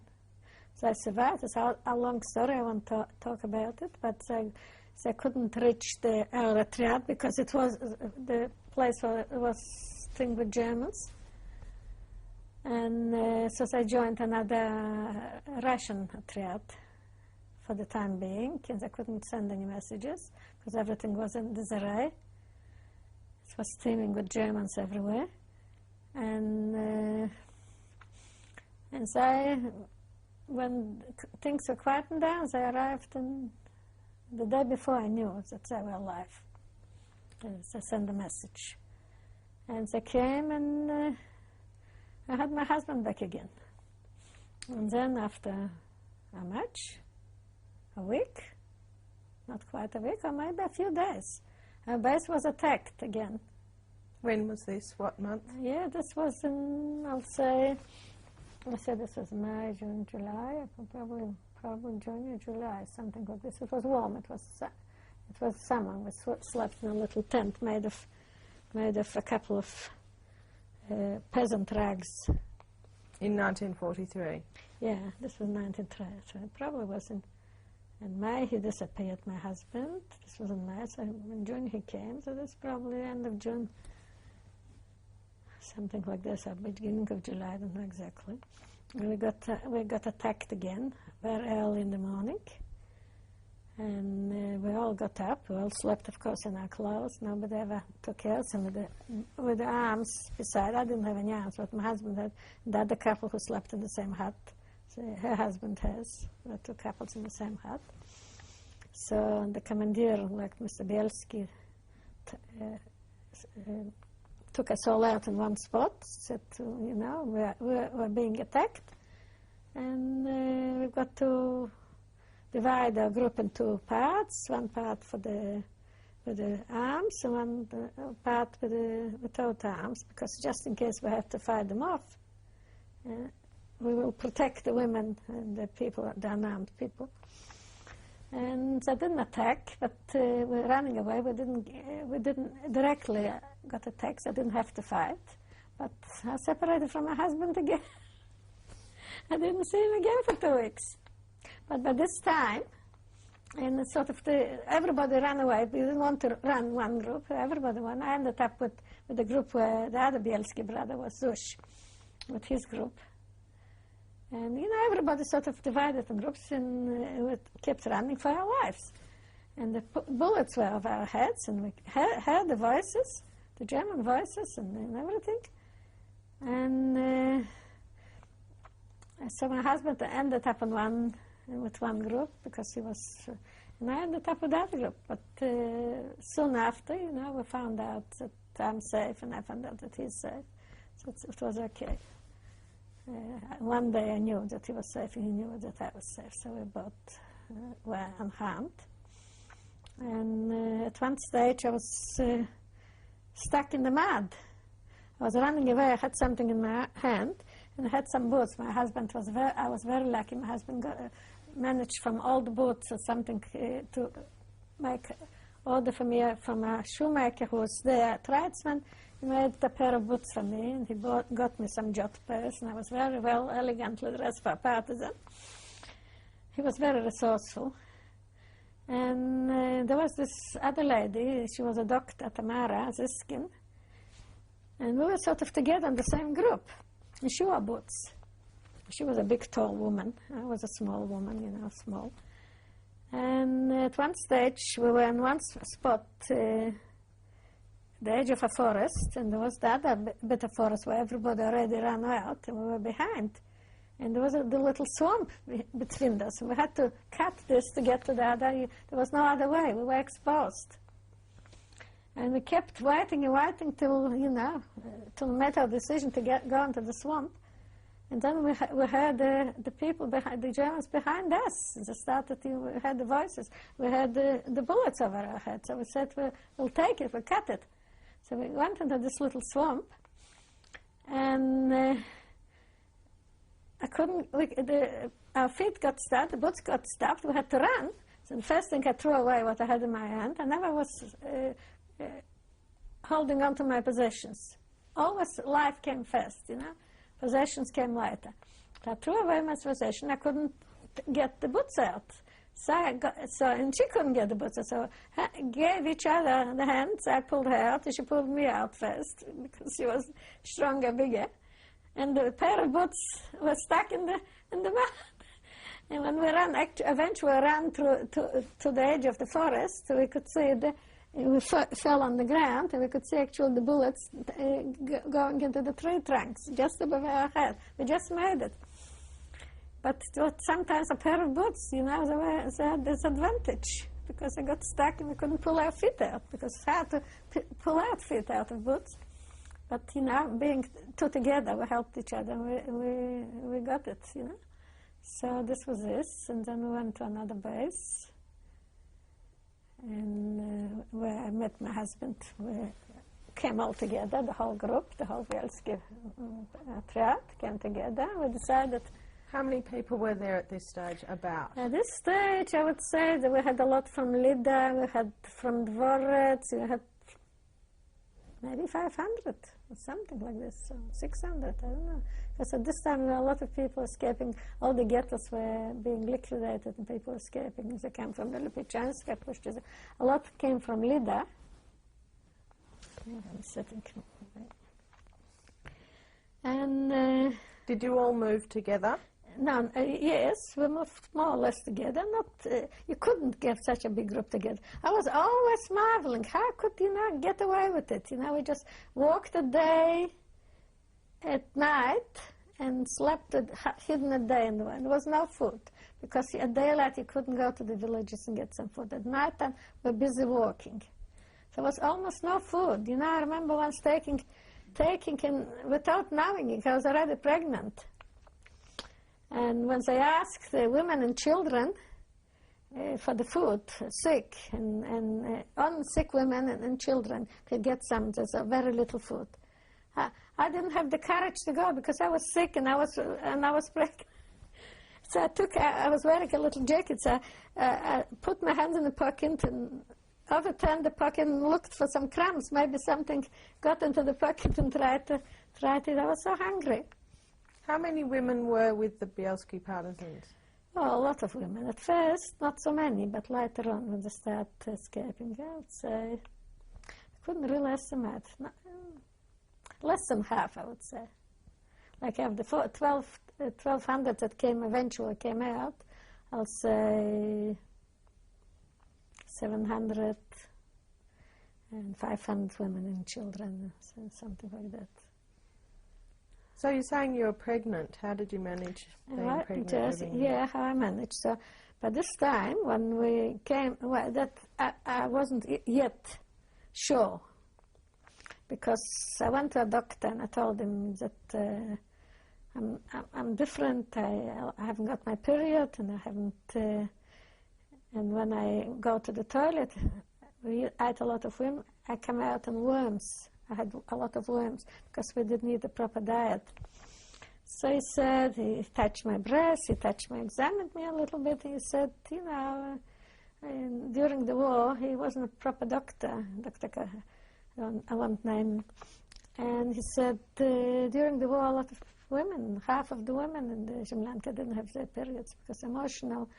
I lost my period in 1939 for a year when the bombing of Warsaw was going on.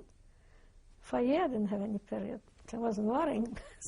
Didn't have anything to do with any man. But she said that's the wartime symptom. We can't tell yet. It was early stage. We can't tell yet. So I just let it go. And then when, I'll come to that later. So when we eventually decided that we're going to the Puszczy, there's no way we ran out of local bases, and the threat is getting big, and there's no room for, no safety anymore in the district. We got to go and push. We divided, of course, in groups because we couldn't get so many people together, but we followed each other. We had leaders who sort of led us. And we came and crossed the Yemen on this big river that crosses that way to the Naliboki Puszczy, and a lot of people could swim. Some had little canoes, but I went on a horseback. Somebody could ride a horse, and there were two of us behind him, and he went forwards and backwards and took everybody else by a horse. So eventually we came to the edge of the Puszczy, and we met. I won't talk about all those political things with other partisans. With this, that's not my story. That's the historian. Were there other partisans living in the forest? It was teeming with partisans. Just everybody came in, and it was full of partisans. It was a different world altogether in the Puszczy. It was just like an army. And that's Naliboki. Naliboki, huge Puszczy. All the Russian soldiers who couldn't get away when they were trapped. Most of them went to the what do you call it? War prisons. Became war prisoners, and the ones that were more sensible they had arms and everything. They went into the forest and they formed themselves into partisans. They dominated the forest, of course. They put conditions on, you have to fight, you have to not just survive, but you have to fight, and if you call yourself a partisan, you have to do things, And so they didn't accept children or women or unarmed people. They were strictly really military people. So in this way, we are the only ones that accepted everybody who wanted to save themselves. There was no conditions. Everybody, just like today, everybody who can't live in their country can go to Israel. That was like going to the Jewish state. We felt safe there, yeah. And when we came to the Puszczy, a doctor came in, And I was getting a bit, I think a bit bigger. And I went to this doctor, she was a gynecologist. And she examined me and she said, "You are 5th month pregnant." So I can't perform an abortion because there were quite a few women pregnant that performed abortions. I can't perform an abortion. You have got to wait till you're 6 months pregnant, and we can make, I think, premature birth, sort of like a child will be born, but not live. Which a lot of people did. You're going through the same pains and everything. A lot of people did this because in spite of everything, you know, I mean, people were people and life was short and people were coupling up together, you know, men and women, they feel safer together. And normal life took place.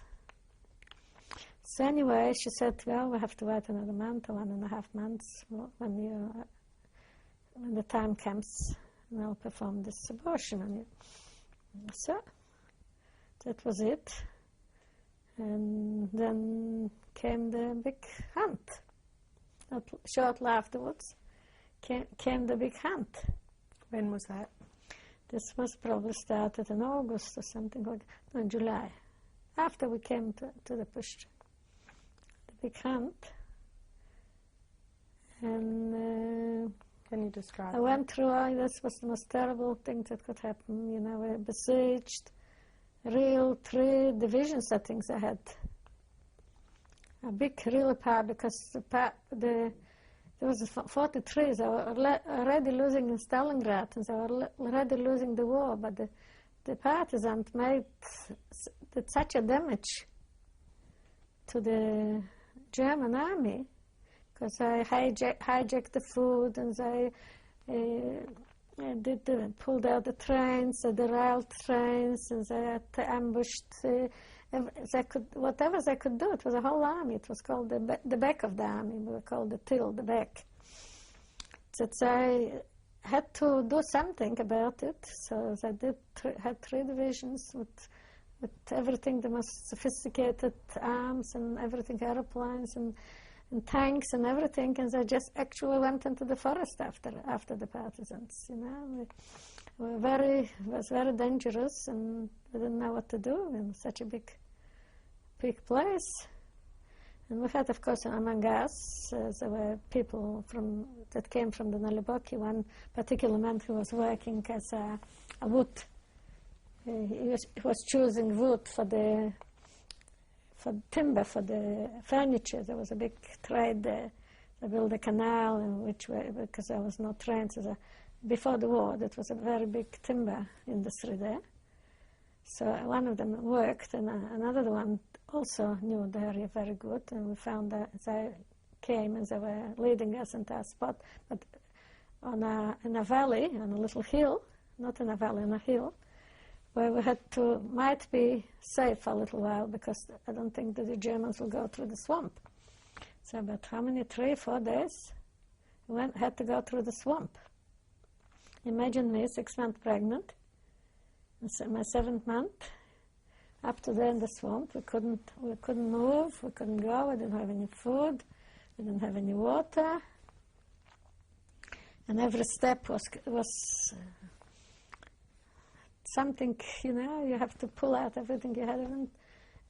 All the courage and all the energy and everything was required that much. You pulled something out of only the will to survive or put me through it. Many times I stopped and I told my husband not to go ahead, you know.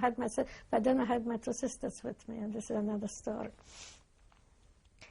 And they all encouraged me to go on. I didn't want to go on. I was too tired, I just about dead. And no food and no water and mud, you know, every time step you got. And we arrived eventually on this little hill, which was dry. And we had some berries, we picked some berries, got some water from somewhere, and now we come back to life. We rested there. And the Germans were coming close all the time. We heard the voices, we heard the artillery bombing and everything. But it's just was like a cat and mouse. I don't think I didn't want to go. Once I came to the swamps, I stopped. I went only a little bit and I didn't go.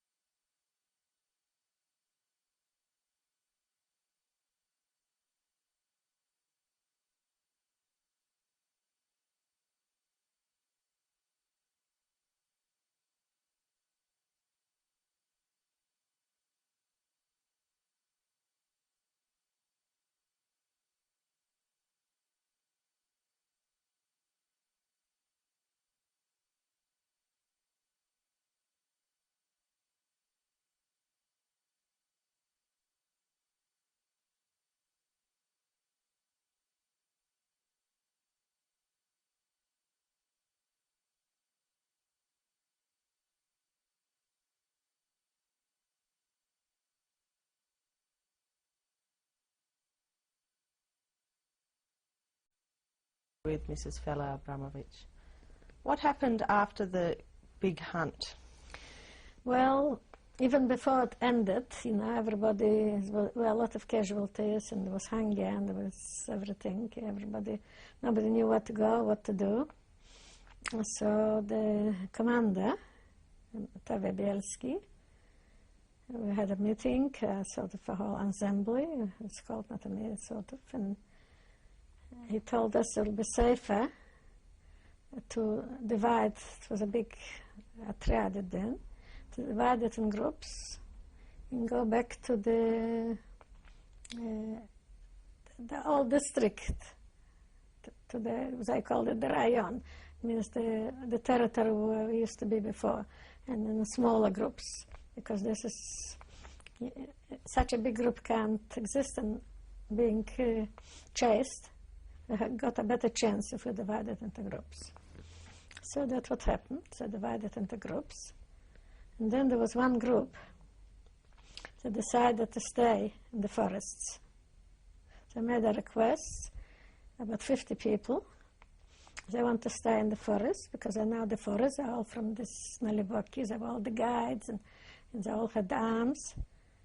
And so the commander gave them permission to stay in the forest. And among those 50 people was me. I was my husband. So we didn't go back to the areas, the old areas. We stayed in the Naliboki forest through the end of the siege. And then they burned all the... And the Germans kept pursuing us. At one stage, they went into a village close where we were standing, and they were burning the villages and taking the peasants to Germany. And the cattle start running out, and the people start running after the cattle, and they came almost to where we were. We heard the voices, so we had to quickly escape and went into another place. And the other place we went to, we found the fires burning and the butts of cigarettes still alight from the Germans. So these 50 people who stayed behind, so I was among them and my husband, and we were playing only because those were the people who knew every tree of that forest. We were playing with the Germans cat and mouse. They came in where we came where they were before, and so on and so on. But somehow we escaped them. Nobody got hurt, but it was very close. And eventually the siege, I went to the places which got burnt. There's a lot of things were still on the fields, like potatoes and vegetables and honey and runaway chicken and pigs and things, Not as I couldn't burn everything, they're taking away the peasants. But so eventually the siege ended, and we started gathering all that stuff from the fields. We started getting the potatoes and bringing in all the useful things, items from the burnt out houses, the windows and the doors. and all sort of stoves and other things. And for a little while, you know, I got very ill, because after all this, I got very ill. I had a big stomach condition. I had a big ulcer on my breast, and altogether, you know, I was very, very, very sick, and I was walking with a stick, and very decimated, you know, and everything. But the doctor examined me, said, can't hear the heartbeat of the baby, and he can't cure my breast ulcer because I was has no medication. And anyway, we'll see. But this time was peaceful. We made some tents from straw. We gathered straw, and they were warm. We put some straw on the bottom. We covered with peasants' rags, and that's how I slept with my husband and one of those. And it was warm. It was still it was early autumn, and everything was in the fields. We had lots of honey and lots of white chickens. They brought some vegetables from the thing, and it was quite, you know, quite a good life at this time. The only thing that I wasn't well, but nothing could be done about it. One day, you know, when my husband went on a mission, my first thing in the morning at 5 o'clock, I woke up the doctor and said, you know, I can't stand it anymore, you've got to operate on me. So he took, everybody was still asleep apart from the watch, and there was a fire burning, so he took a bit of a box of a few, what he had, scissors and things like the very primitive instruments. He boiled them in the fire, and he opened up my breast and took out all what was in it, lots of all sorts of pus and things like this. And he said, if you only had a few, at this time it was called, it wasn't antibiotics, it was something else, streptosis or something. You call it these little red tablets. I could save your life. In other case, we'll just have to wait and see. I'll do my best.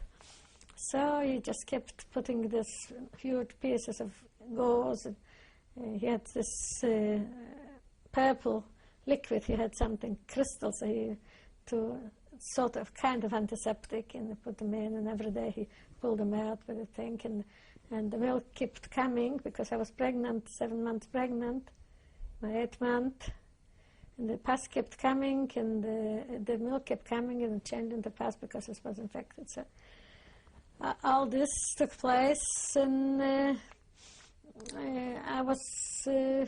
didn't know what was going to happen to me.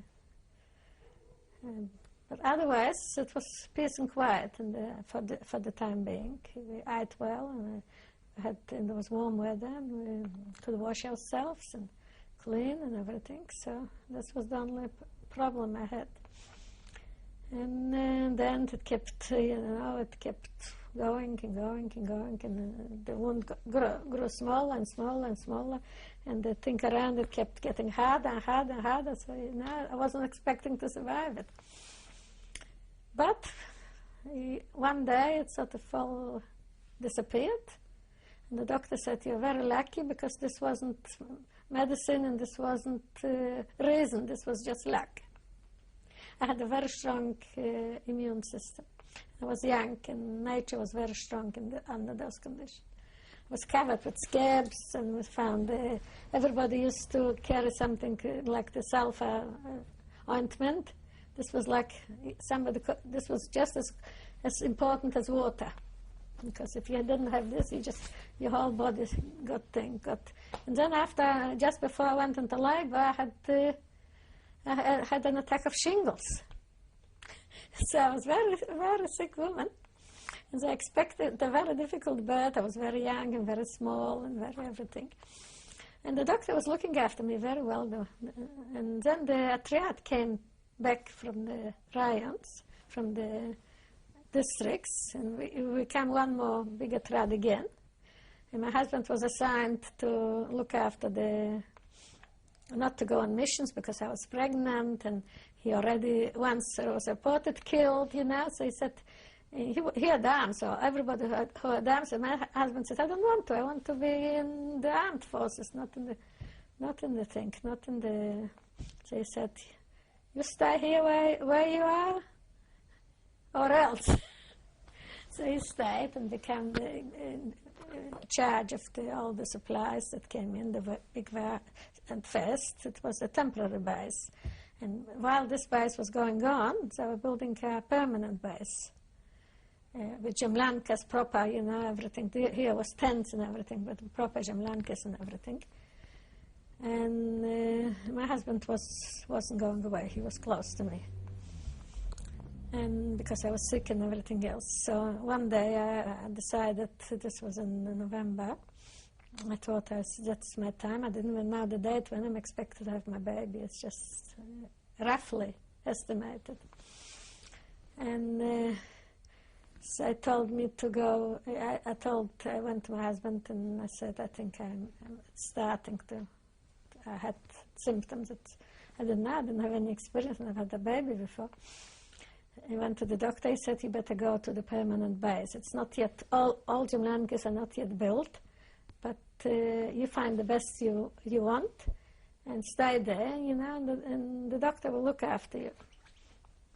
So I went to this one day. I went into a car, and somebody took me into this Jamlanka. It was already built. Not all of them were built yet, which was the beginning of the base, which was to last till the end. It was a very, as it turned out, it was like turned out into something else, a little genuine little town.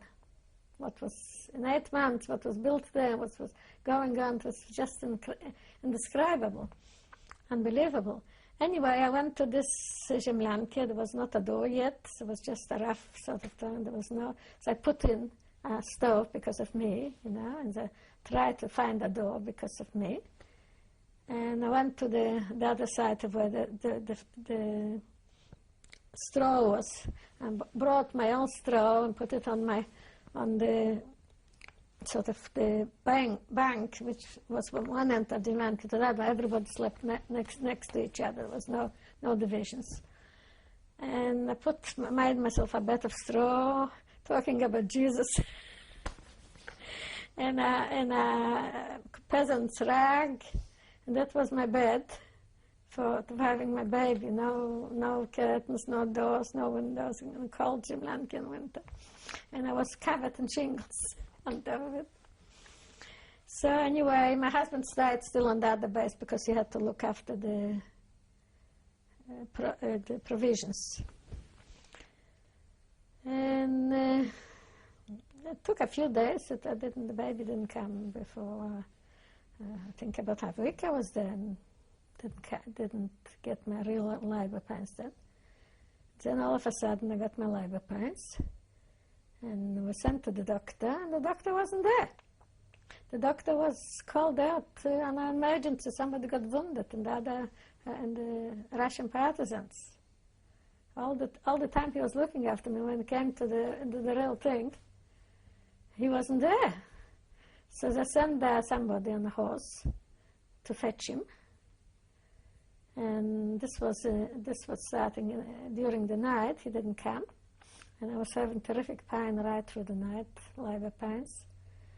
And there wasn't, only women, people came in, they bought little cinders, wood. We used to go to the big fire to light them, because there wasn't any matches, they were wet, you couldn't buy them. By the time they reached the Jamlanka, they were coming, they were out. So it all was in the darkness.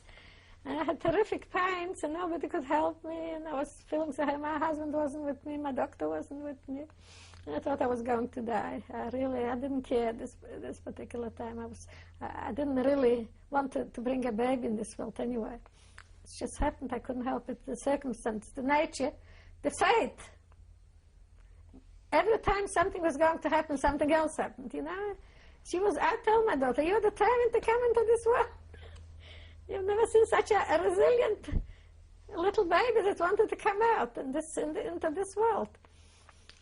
And she said, I was always determined, and she still is.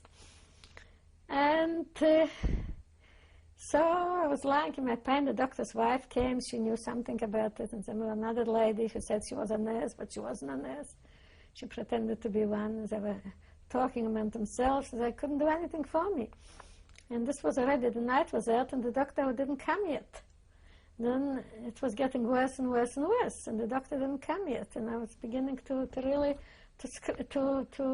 make funny noises, because I felt it's the time, I need help. I was very young and very small, and and I needed help, some sort of help. And then all of a sudden a lady from the next Jumlanke passes through, and she said, what's going on here? She saw there's some commotion, people took a rag and sort of hang it up so nobody can see me, so have a bit of privacy. And said, what's going on? And she said, well, a woman's having a baby and there's nobody to deliver it. And she said, I can deliver a baby. And she walked in and she delivered the baby just like that, in front of everybody. It took a few minutes and she did it, And then after 2 hours, the doctor arrived. I said, he was so sorry, and he was so disappointed. I said, yeah, he loves to be present. And anyway, it was such a big event. I mean, in a time when everybody was getting wiped out, a baby arrived in this world. And it was a little girl, of course. So I was happy at this time, because we didn't need any braces or anything like this. And this was it, and became a mother. And in the meantime, when my husband was on this base,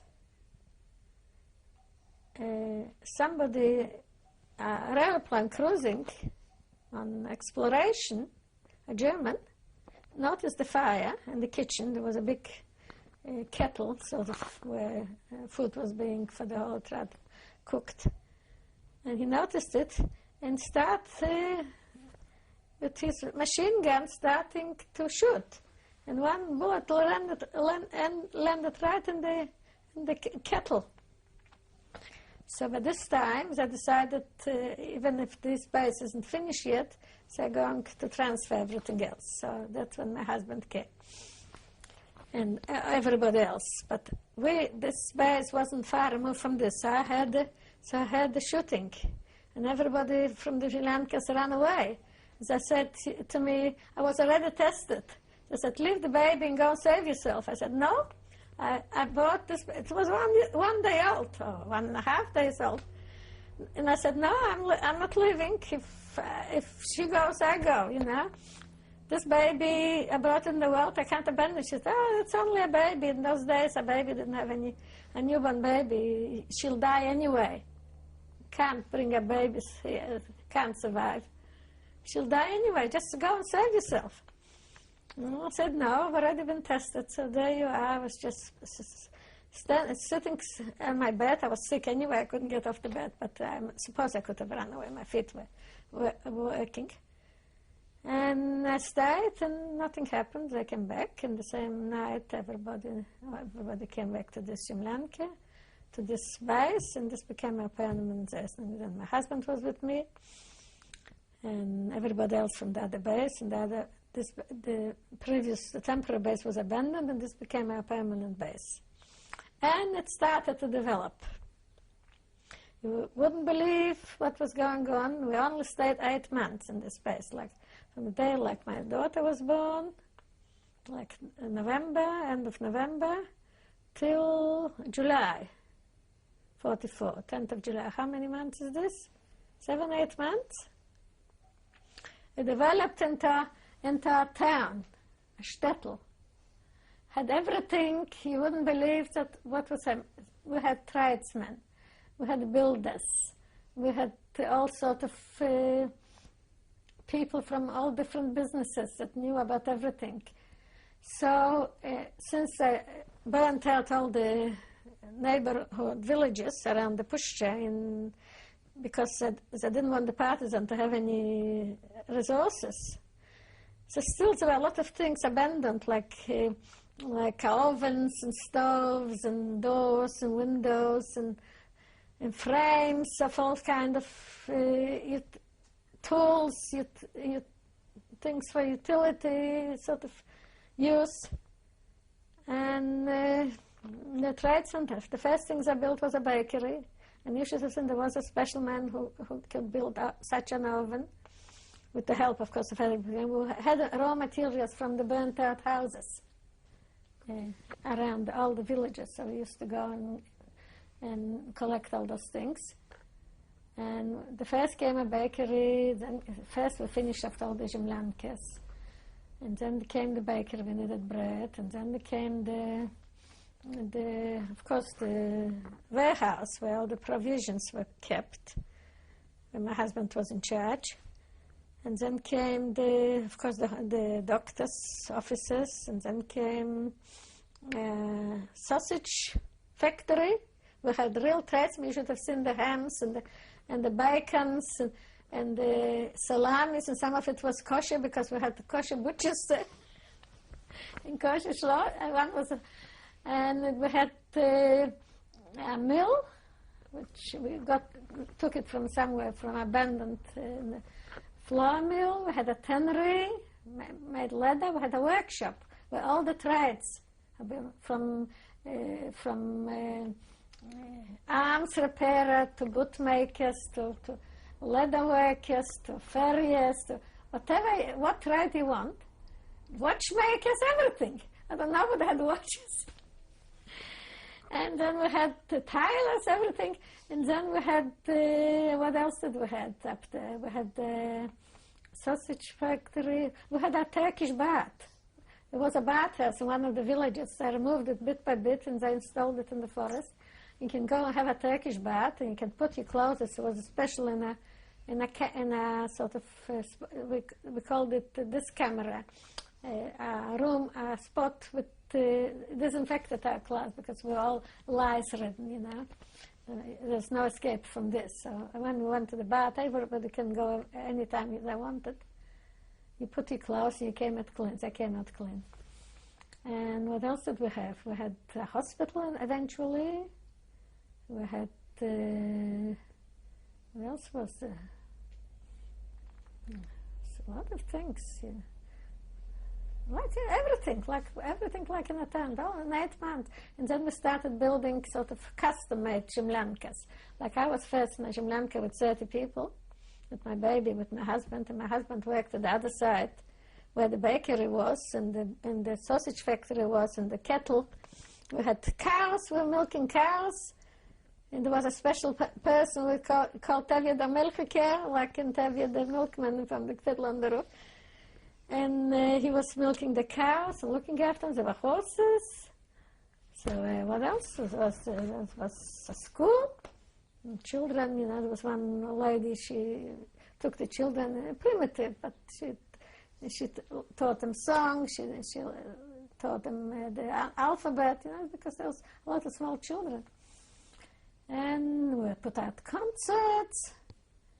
And then came, we had custom-built zemljankas. Out of the big zemljankas, we built smaller ones. So everybody picked somebody he wanted to be with, and they looked like houses.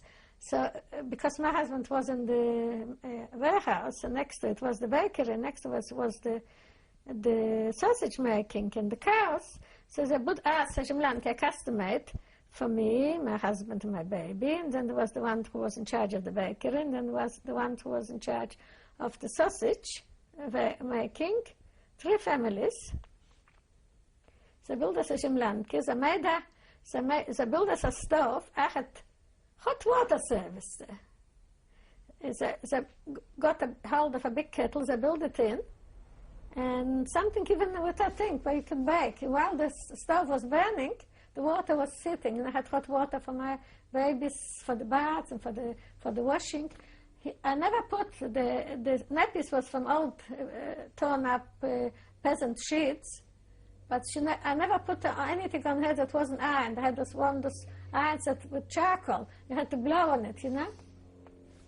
There was one in the thing, so you used to borrow from each other.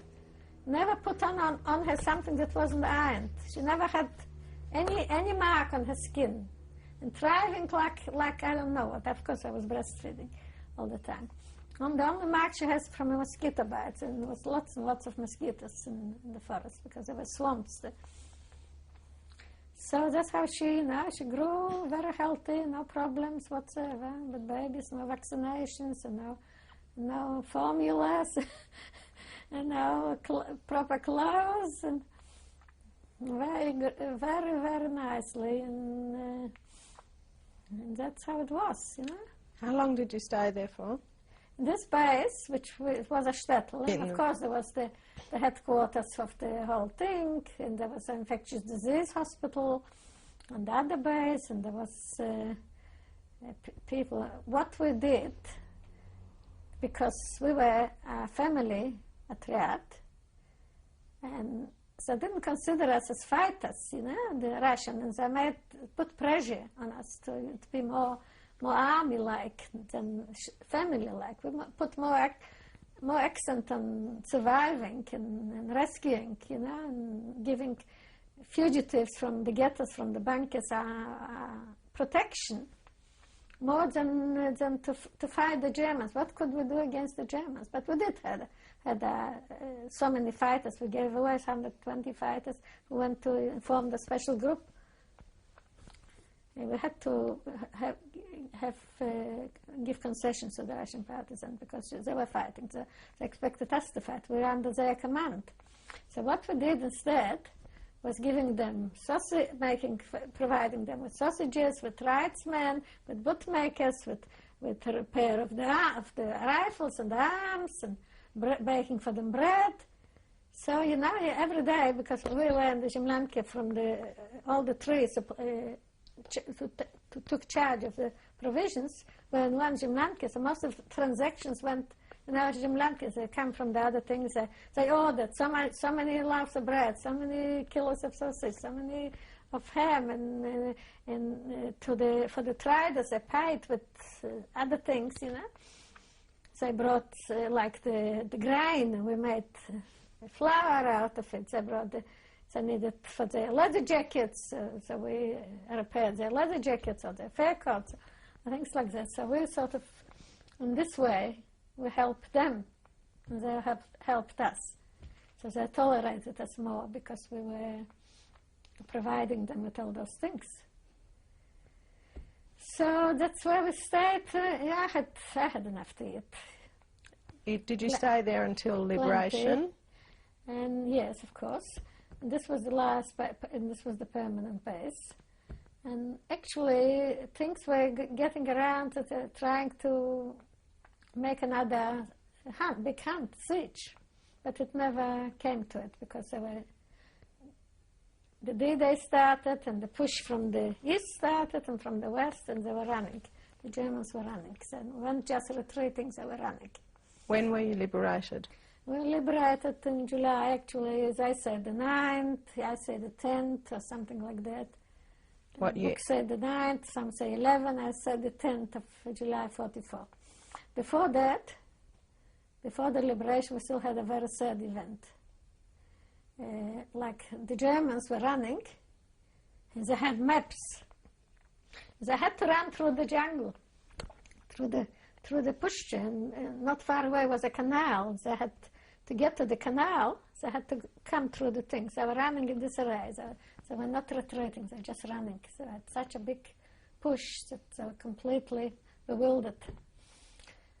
And they were running through and of course they were caught by the partisans. But some groups, so they wanted to they needed food, they needed to break through, so they had arms. They were the best arms. They were coming right from the front. So one of these groups attacked us early in the morning, so trying to get through and get some food. And so they attacked us first thing in the morning, very early. And we knew that the groups are roaming the forest, and we kept watch for them. So we kept watch, and everybody was told to get out of the Zemlyanki. It was a big thing because by this time we were spread.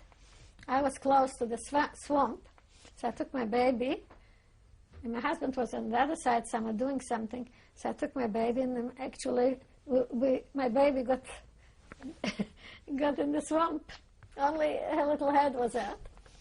And eventually all the partisans came from the forest and joined and pushed them back. So they were all killed, all the group. But in the meantime, 11 people. On the eve of liberation, 11 people got killed.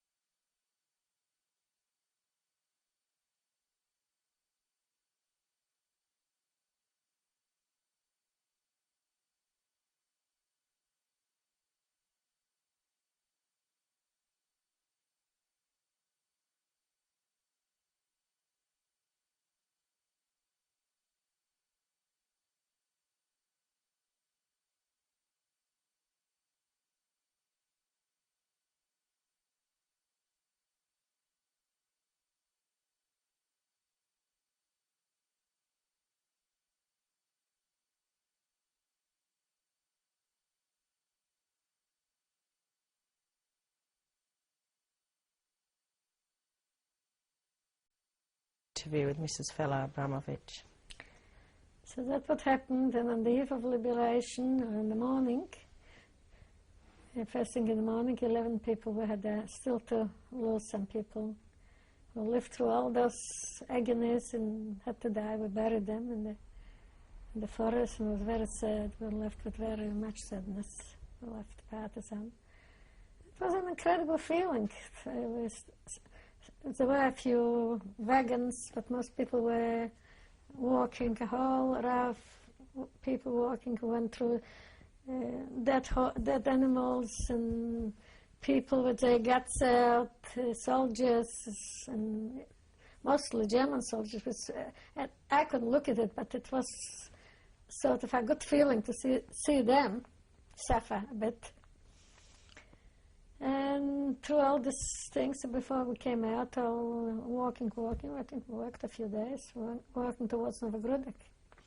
We stopped over in villages, and they gave us some refreshments. And I couldn't imagine all those people. How many of us were still left? They said, still? So you are being killed and still so many of us left. That's how they talked to us. So I thought that that's too many of us still left. Some people. So I couldn't hold them up to their wonderment. I said, oh, so many of us still left. A few still left, yeah. So, well, we didn't expect much, sympathy from them. At this time, we were very bitter and disillusioned with the local people. Of course, there were a few wonderful people who helped us, but too few. And we were walking and finally arrived in Novogrudek, where we reassembled again on a place in Novogrudek, and the commander said farewell to us all. He said, now we are no longer a threat, you can go your own ways. And everybody do what they like. So he divided. He gave us a cow and a horse to my husband. And we went, and my husband found the house. His house was burnt out. He still had the land, but he couldn't build anything on the land. And so he has his brother-in-law, or his brother had a house somewhere in Novogrudek, nice house. So we took a few more couples. I think there were 6 rooms, so 6 couples, so 6 families. Nobody even was thinking about living in, even the one room was too much. I felt lonely, I said, we didn't have anything. The walls were empty. Just made a bed or something.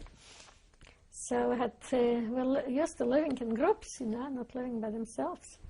So we took a few families, more or less people who knew each other. We ended up in this house and start looking for start normal life, if it was possible.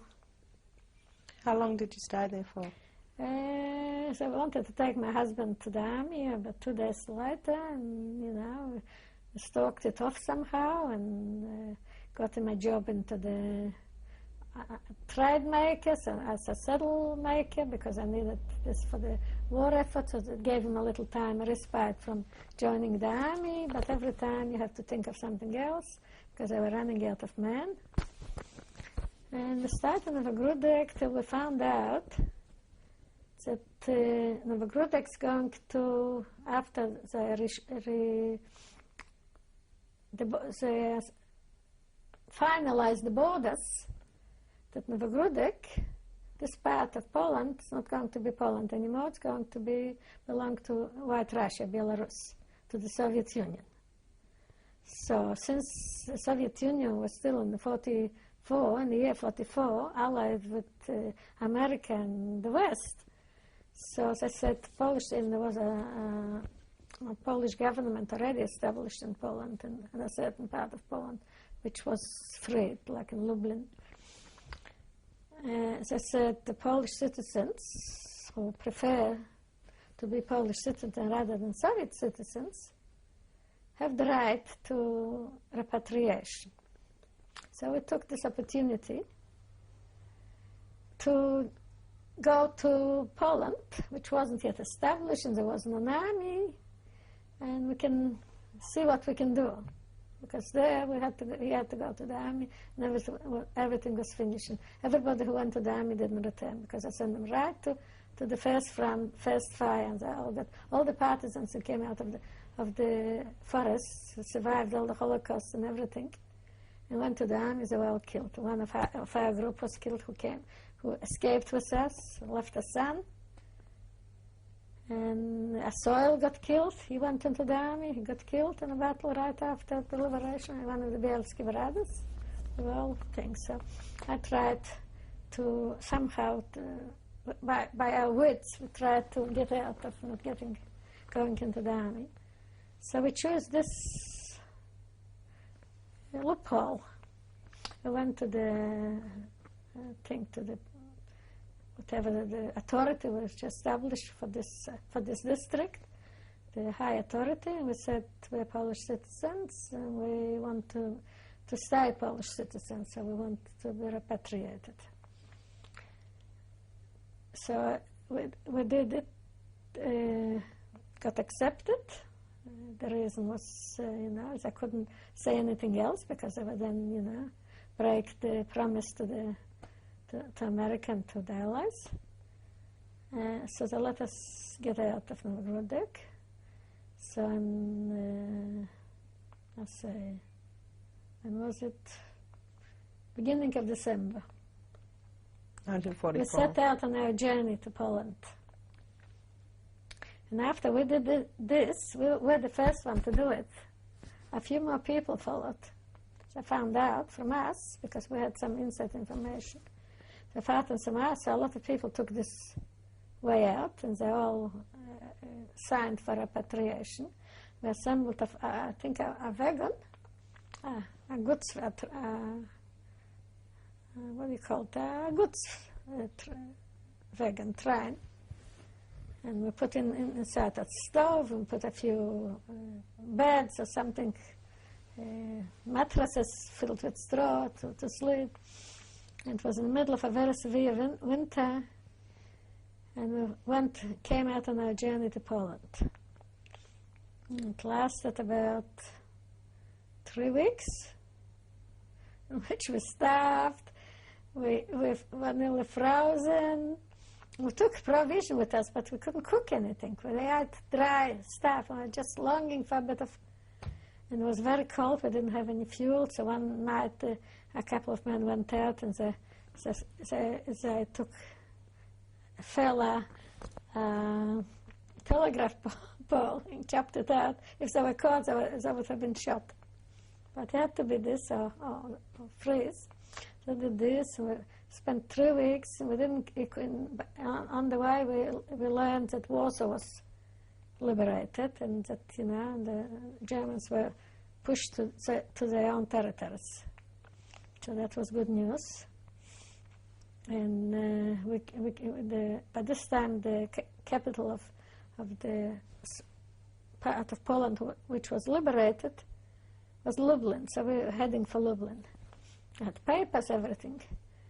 And we got stuck in a town before Lublin, I think 30 kilometers or something, 60 kilometers, I can't remember how, in a place called, in a town called Helm. And we stopped over there, and we couldn't get into Lublin because it was, the lines were broken. Right through, we had to wait, stop and wait for the lines to be repaired and stop, and that's why it lasted so long, because the lines they were all bombed or destroyed. So there was no time to, we were on our last, really, leg, as you say, and the men had a couple of men had a tour guide among themselves and said, let's go have a look what's going on at home. Maybe we can stop over here instead of going to Lublin. As I got down to home, as I found a few rooms, and I got a little room, paid some money to the thing to get in, some key money, and we left the train. And we settled down in home. Did you make any attempt to contact your family? There was nobody to contact to. As later on, we found out what happened to them. Because up till the 41, till the Germans attacked, we had regular correspondence with them in the ghetto. We were sending them parcels of food and other things, and they were sending us letters. It was no problem because Germany and the Soviet Union were at this time allies. So I had to pretend that everything is normal. So we got letters, we sent them parcels, we received letters, they received the parcels. So everything was fine until that time. Later on, we just could not. Anyway, we looked for everybody, but nobody turned up. So there was you and your husband and your child? No, it was me, my husband, my child, my two sisters. And then I found out that my brother, who was sent to Siberia, survived. He came to Poland later on. So the first it was me and my two sisters, my husband and my child. I didn't tell you about my sisters yet. This is a special chapter. It's interesting if you want to know. Well, so this was how we came to Poland. We started home until we departed for the displaced people's camp. So I came from not Israeli but Palestine, fought alongside the English in the Middle East and in Africa and everywhere. And so at this moment I were in Italy. So as I came, as I heard about, of course, I found out everything what's happening, and there was to rescue all the Jews from survivors of the Holocaust and bring them to Palestine. As I came to Stockholm, to Poland, as I said, you want to go or you want to stay here? I said, no, we want to go because we made up our mind. The first opportunity we have to leave this place, we're going to the other end of the world. We're not staying here for 1 minute longer than it's necessary. So when they came and told us, I want to take us out of Poland, we said, all right, we're going. It wasn't the right thing to do, but at this moment it seems right, because we had to go through very bad while the others who went later went out just sit on trains, they came right, so did the same. But at this time it was necessary for a few reasons. So we decided to leave and we left. But in the meantime, you want to know about my family, what happened. When my sister survived, before I escaped, and my husband said he'll come and get them back to the partisan, it became impossible because after I found out that people are escaping, so I put more fences, another wall and thing, and getting in and out of ghettos became very, very hard, much harder. So we were trying even to put the armed rescue to the ghetto, attack the partisans, but we talked it over at meetings, but nothing came out of it. We thought the odds were too small to attack the ghetto and liberate without everybody getting killed in the process. So they abandoned it. But so my sisters were in the ghetto still. So we're in the ghetto till May, I think it was May, till May 43, when another action took place.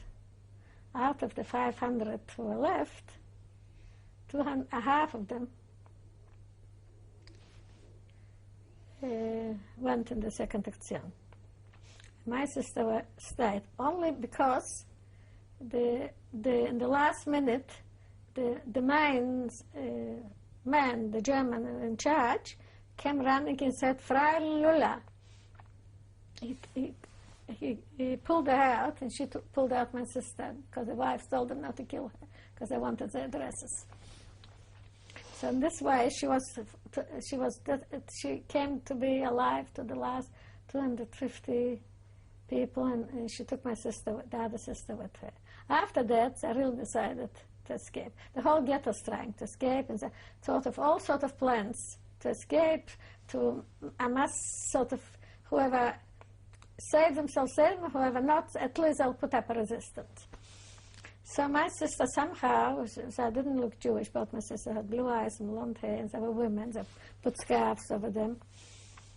And somehow they got out by some, and people watched them, they helped them get out, because they knew that once they get out, they'll find us. And they got out, and a few other people after them got out, so watched them go out. And the other people got picked up by the partisans and brought to that yard. They didn't get picked up anyway. And the people said they went the wrong way. They must have been picked up by the Germans and killed. Since a week passed, and 2 weeks, and 3 weeks, and a month, and 2 months, they didn't show up. So I assumed they were killed, you know? There was no other answer to it. So in those days, those things we just accepted, you know? You just mourn it, but you didn't have time to mourn because you were fighting for your own life. So one day, when we came to the Naliboke Pushche, when we entered the Naliboke Pushche, as I described before, the Pushche was teeming with partisans. And some of our tribe found some cousins, and someone found some uncles, or one found a brother, didn't know he's alive. They found him among the other partisans. And I was just thinking, maybe something like this could happen to me. After all, they escaped. But I abandoned it. This was just a thought. I abandoned this thought because I thought it's silly to hope, you know, I mean, not possible. And when we went into the Pushche, there was a sort of a path. We were very tired. We sat down on this path, and the commander said, "You can sit down and rest, and have a rest.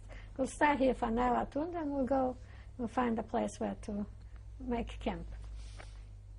And I was just sitting there. My husband said, "I'll go and find something to eat." You know, there was mushrooms, there were berries, something, always something to eat. And I was very tired.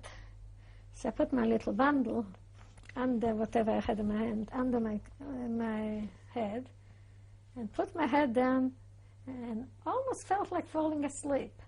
And then I said, in the last minute I said, "I wouldn't be wonderful if I found," once again, the thought came to me, wouldn't it be wonderful if I found somebody who could tell me what happened to my sisters? And I fell asleep. No longer was I asleep 2 minutes, somebody's waking me. They said, "Are you Fela Abramowicz?" I said, "Yes." There are 2 partisans, Russian partisans, riding through the Pushche. I have a letter for you. I tell you, that's exactly how it happened. So I have a letter for you. I said, "A letter for me? From whom?" So I quickly rushed to the partisans.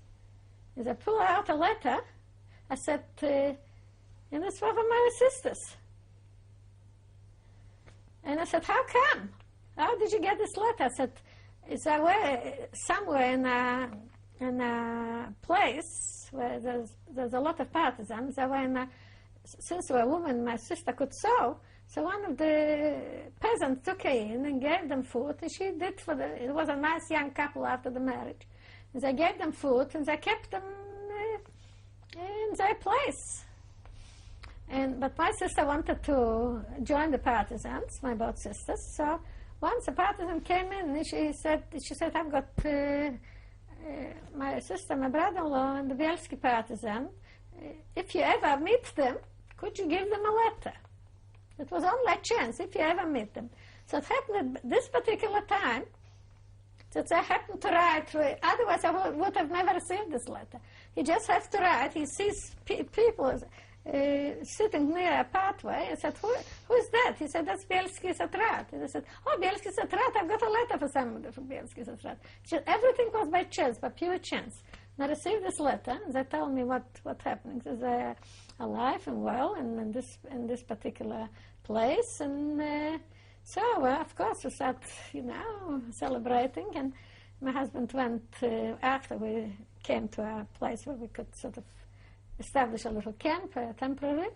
My husband went with somebody else and picked them up and brought them to that rat. So we were reunited.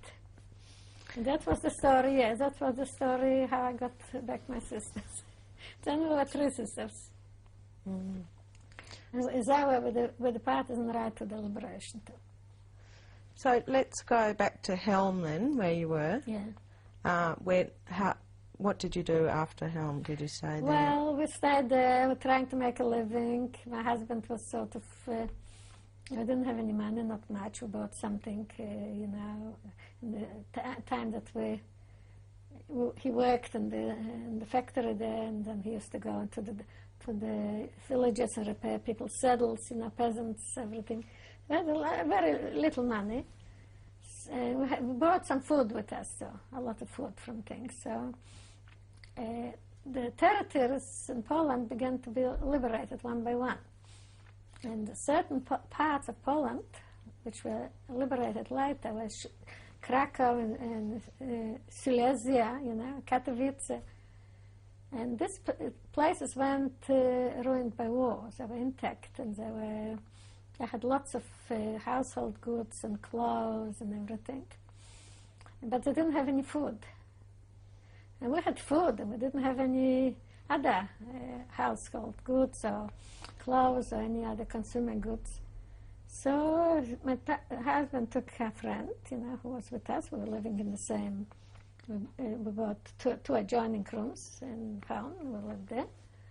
So he took him, they took suitcases, and they filled their suitcases with food, and they went to those places where freshly liberated, and got some, exchanged the food for the other goods, and brought the goods and sold them to the people who didn't have any food. That's what he did in Russia. Because one place has everything, one place had nothing of the thing. One had something else, and the other one, that's how they speculated. The black market existed in the Soviet Union because it was very not centralized. Everything was sort of, nobody knew what was where. One place has too much salt, the other place had no salt at all. So the people with salt came to sell that salt here, and they bought something that this place has and sold it to the other place. That's how you made your living in those days. Because this was war, nothing was regular, you see. We sold it on the market, it wasn't, nothing was illegal. You can buy what you want, you can sell what you want. It wasn't the Soviet Union anymore. It was free enterprise, so we did this for a while. How many months? We start, when would it come? In January, February, March, April, May, June, July. In July. 40. Yeah, taken by the Brecha, the Zionist organizations. They said they're taking us to Palestine. What year is this? July 44. 45, sorry. This was after the liberation. Not long after the liberation. So they took us, and we all of a sudden had to abandon our identities, we had to throw away our documents, we're not allowed to have any valuables on us, and completed identity. They appointed one leader for a group, and they wrote down the names, different names, and we're supposed to be inmates from a recently liberated concentration camp traveling south as Greeks. And that gave us sort of, just in case somebody detains us, that's where we are. They have no proof to say otherwise, you see. I have no documents. And whole Europe was traveling. There was no tickets, train tickets. You just hopped on a train if there was one. You hopped on a tram, you hopped on a bus, if something was going, otherwise you walk on foot. Everything was disorganized. People were returning from, especially the soldiers, the Russian soldiers were returning home from Hungary, from everywhere, from Czechoslovakia. They were robbing. So a lot of them were robbing, and a lot of them were, there was, how many years? 4 years on the front, and it was a bit wild. You have to be careful not to be raped, not to be robbed, you know.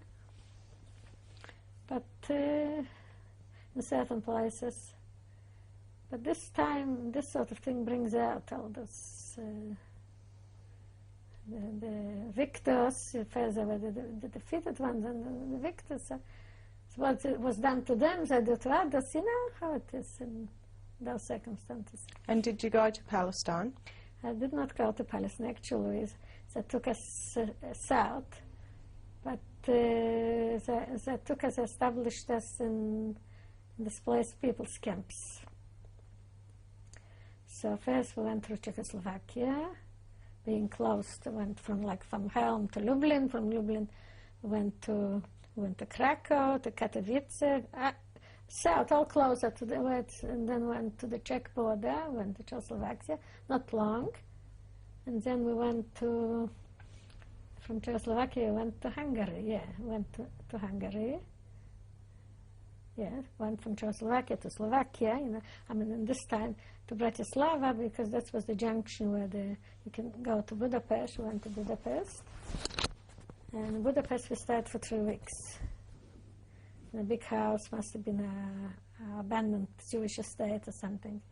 A huge place with huge rooms with lots of bathrooms and things. We're sleeping on the floors mostly, A bit of, prepared a few straw mattresses. And we stayed for 3 weeks, which was very nice there. We went out, and Budapest wasn't like all the other countries, already had open shops and lots of food and clothes, and it was like, although a lot of the Budapest ended actually the war, the European war, the last battles were in Budapest. A lot of houses were still burning, but one part of it was absolutely undisturbed. And beautiful shops with beautiful clothes. The markets was full of luscious fruit, and we really gorged ourselves with everything. I went out and bought myself a beautiful dress, and for my husband a suit. First, you can call civilian clothes, because before that we just had, sort of makeup sort of made up of parachute silk, some blouses, and of the things, some knitwear, what we could get. And this was real stuff, Lovely window shops, absolutely beautiful, and life, and cafes, and couples walking. It was like normal life for us. It was something different. But we stayed there for 3 weeks. The only thing I didn't like in Budapest was the hot food. I got burnt every time I took a mouthful. I was burnt. It was so hot, but I liked hot food. And then they took us from Budapest to another place, which was close to the Austrian border. Who is they? The Brigade, the Zionist organization, organized it all. And so it took us from there to a place called Shanghai, which was on the border of Hungary and Austria. And then we had to cross the Alps. How did you do that? On foot, with guides, of course. We had a guide. And we had to climb right through the Alps to special, because at this time the Russians were very close. The worst we feared is get into the Russian hands, because we were running away from there, you see. And if they catch us and they can identify us, we are lost. So we tried to avoid. So this was the only way to avoid, because in Austria was then divided on 4 zones. There was you saw the third man. There was the Americans, the French, the English, and the Russians. 4 quarters. They had everyone a section of Vienna. I think.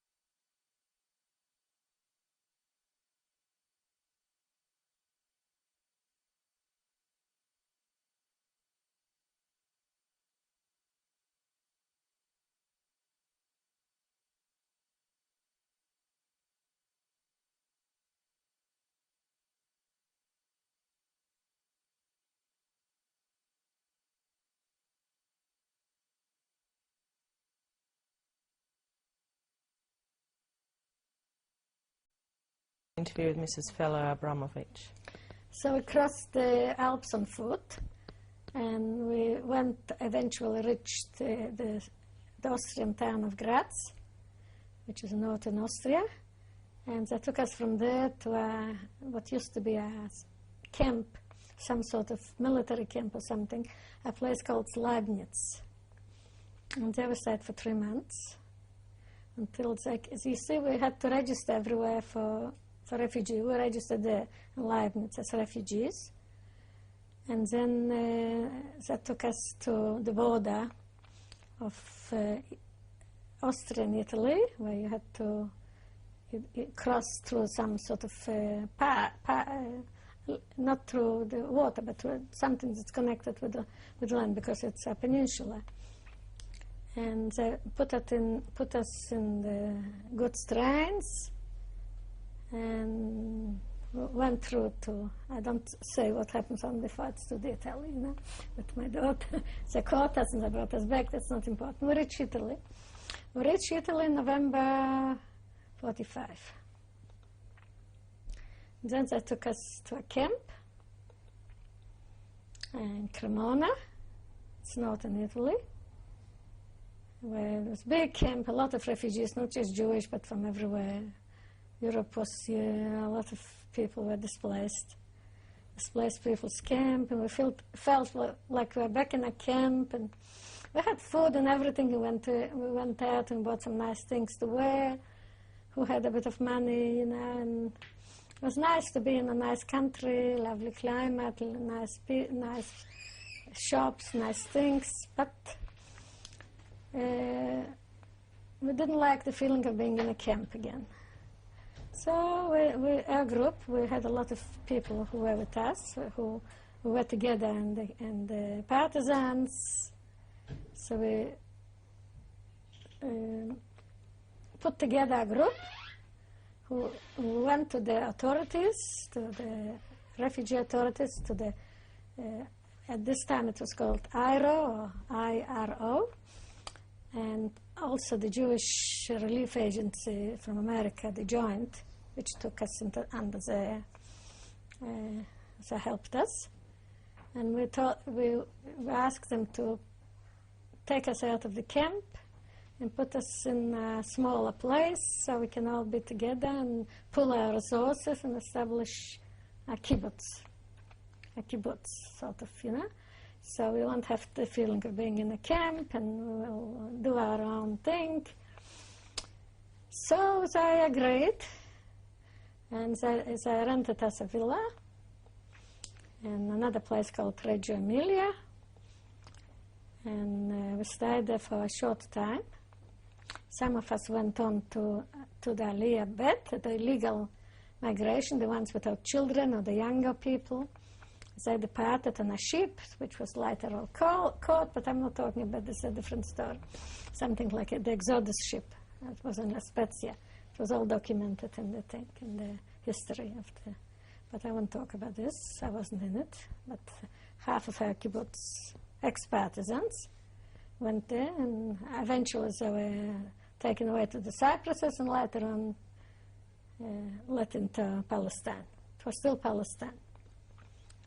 And later on, the Bricha said that they need this place for the illegal aliyah, for the younger people, because this is close to a port and close to the sea and everything, so we had to go somewhere else. So they put it, there was another partisan, ex-partisan kibbutz established somewhere in the mountains, on top of the Apennines. So we were sent there. It was a very beautiful place, a lovely mountains, all surroundings, and everything was very comfortable. Used to be it was a place called Aqua Santa, which means holy water. So I had some baths there before the war, and Mussolini used to send his young people there, and that's why they built this big place. So we occupied it with a big kitchen. We were there for a while. And all the time they're talking about migrating, to Palestine. And we couldn't get. Some people, parts of our group were taken, the ones without children or the ones with single people, but they didn't want to touch the people with the children. And by the way, in this partisan trap, so about 20 women pregnant at the same time. Because after the war, all the Jewish family and new couples were established. And everybody desperate to start a family because everybody lost all their families. So, so in the end, we couldn't climb every time the mountains. Every time we had to go to buy something, we had to climb for supplies. We had to climb the mountains up and down, up and down. So we went to our organizations, to the refugee organization. We said we can't stand anymore so hard on the pregnant women and on the women with the babies to climb all those mountains. So give us somewhere else without man. Why don't have to climb? So we got into a place next to on the sea resort. So we went from the mountains to the sea, and we ended up in Anzio, a famous place in the war where the Americans was a big battle, and the Americans had many losses. It was a military cemetery there.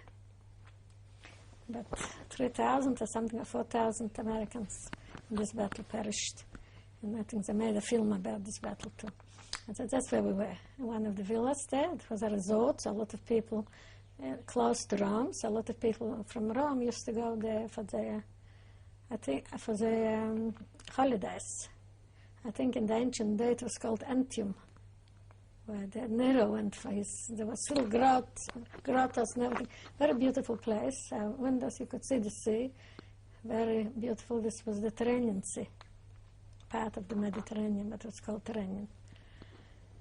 Before we were close to the Adriatic on the other side. That's when we went south of Rome to this place, Anzio.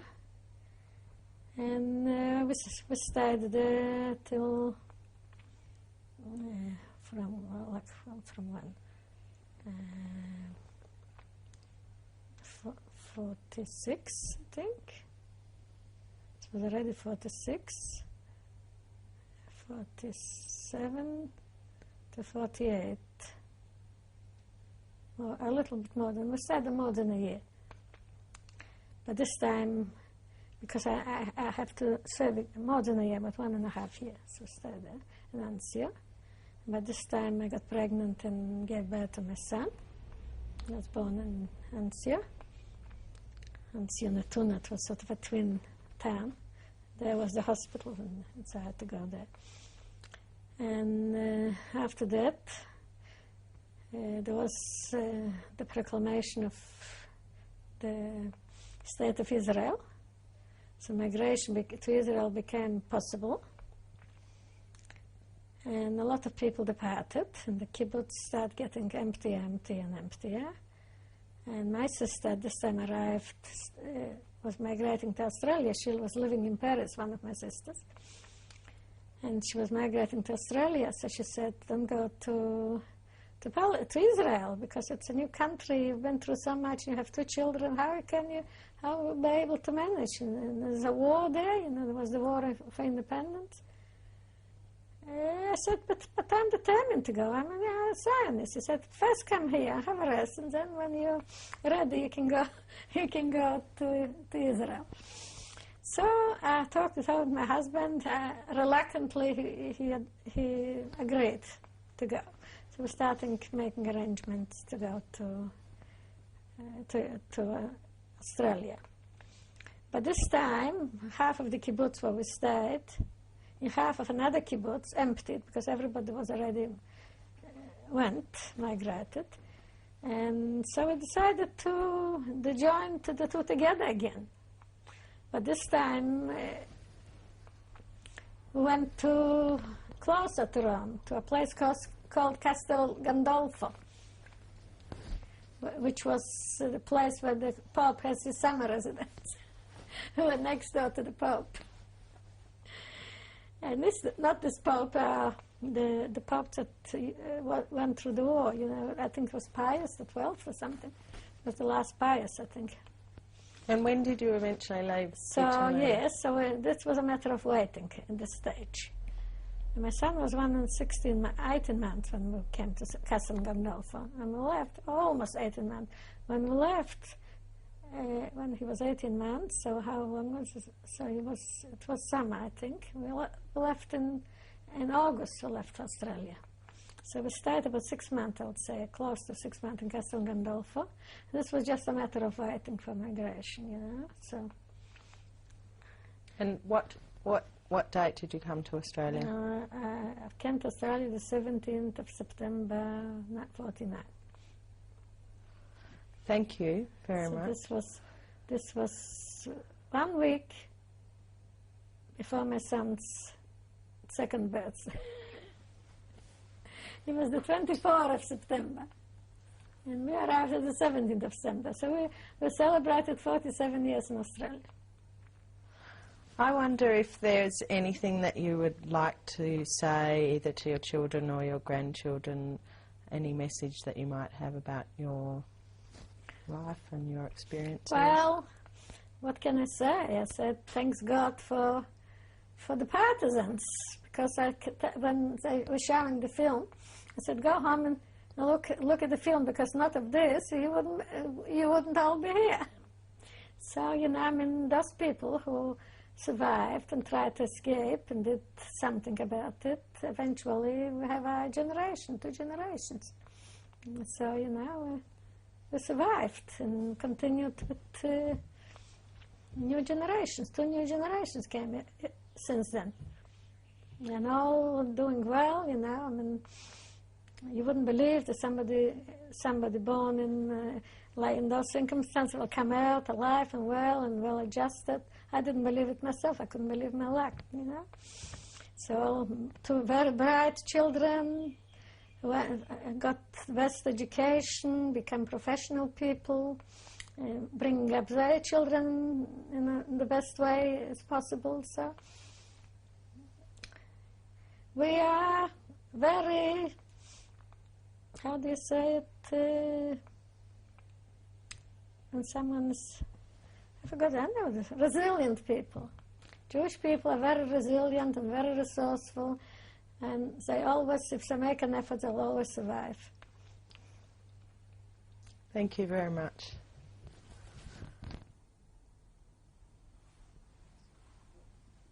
Would you please introduce your son, Mrs. Abramowicz? Me? Yes. Well, this is my son, Sam Abrahams, originally Zelman Abramowicz, but he prefers to be called by that other name. I'm very, very proud of him. And he's, what can you say, the love of my life. He's got a nice family who give me immense pleasure. A charming wife and 2 lovely sons, Michael and Simon. And, well, I feel secure with him. He's my security. He's always there when I need him. Would you like to say a few words about your mother?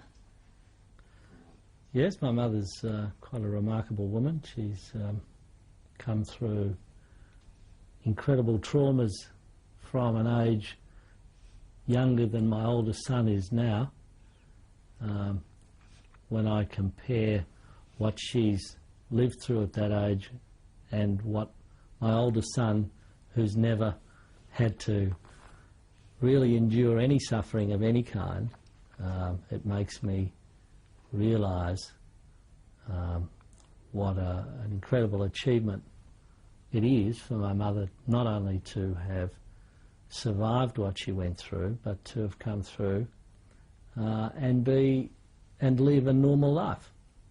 She's been able to extract happiness, comfort and security from her environment, and it's really an amazing thing. Thank you. Did you know about much of your parents' wartime experiences? I think I know a lot about it now. When I was little, I guess all young Jewish kids knew about the Holocaust, but not really in any detail, only in general terms that these things happened. And I guess like all kids, you don't really think about it much. You just get on with playing your games and going to school and being as naughty as you can manage to get away with. And but as I grew older, I guess I heard more of the stories from both my parents.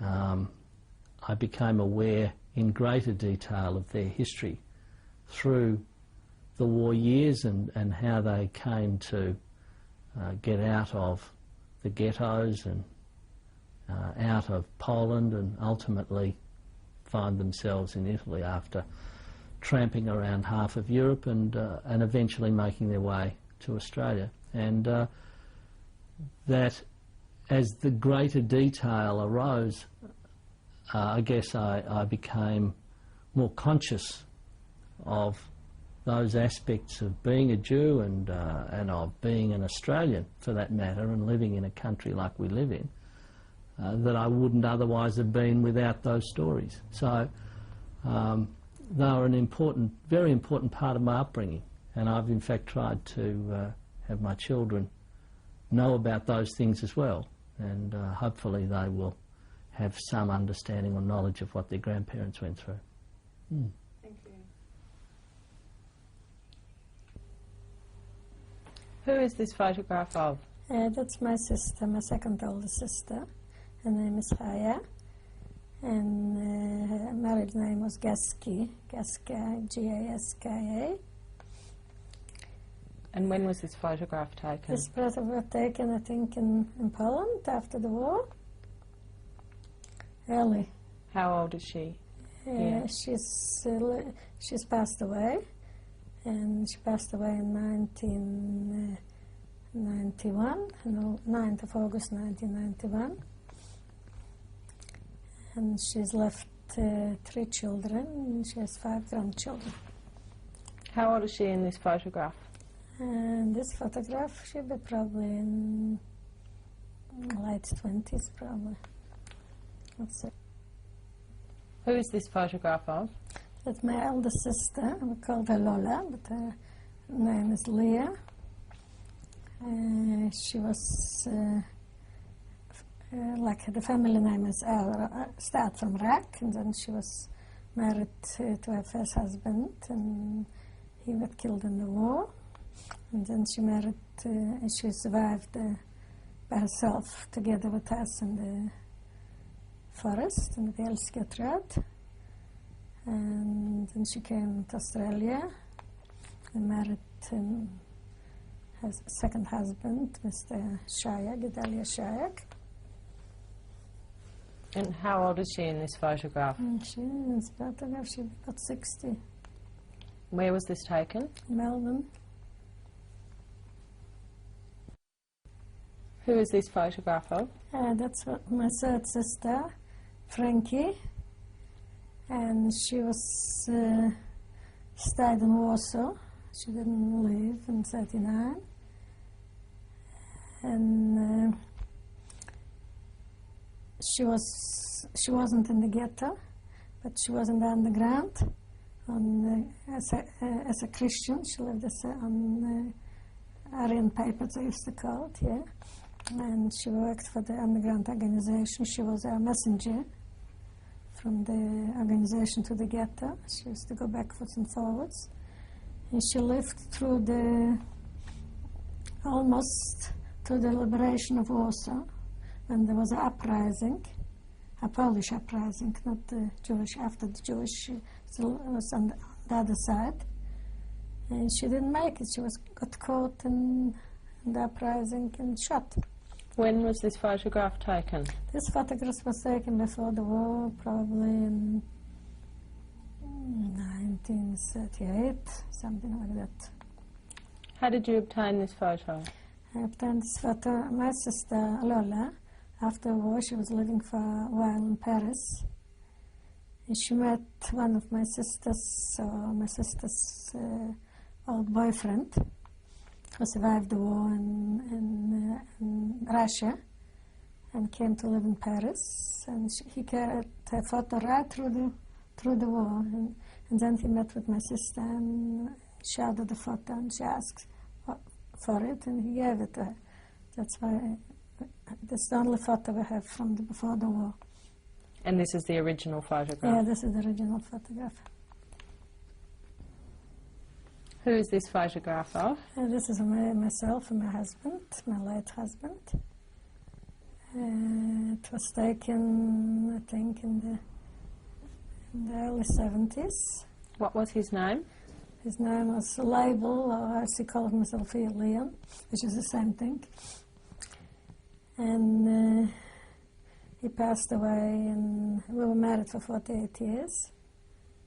He was very, very important in the Atrat, in Bielski Atrat. He was a very good fighter. He was in the Polish army, and artillery. And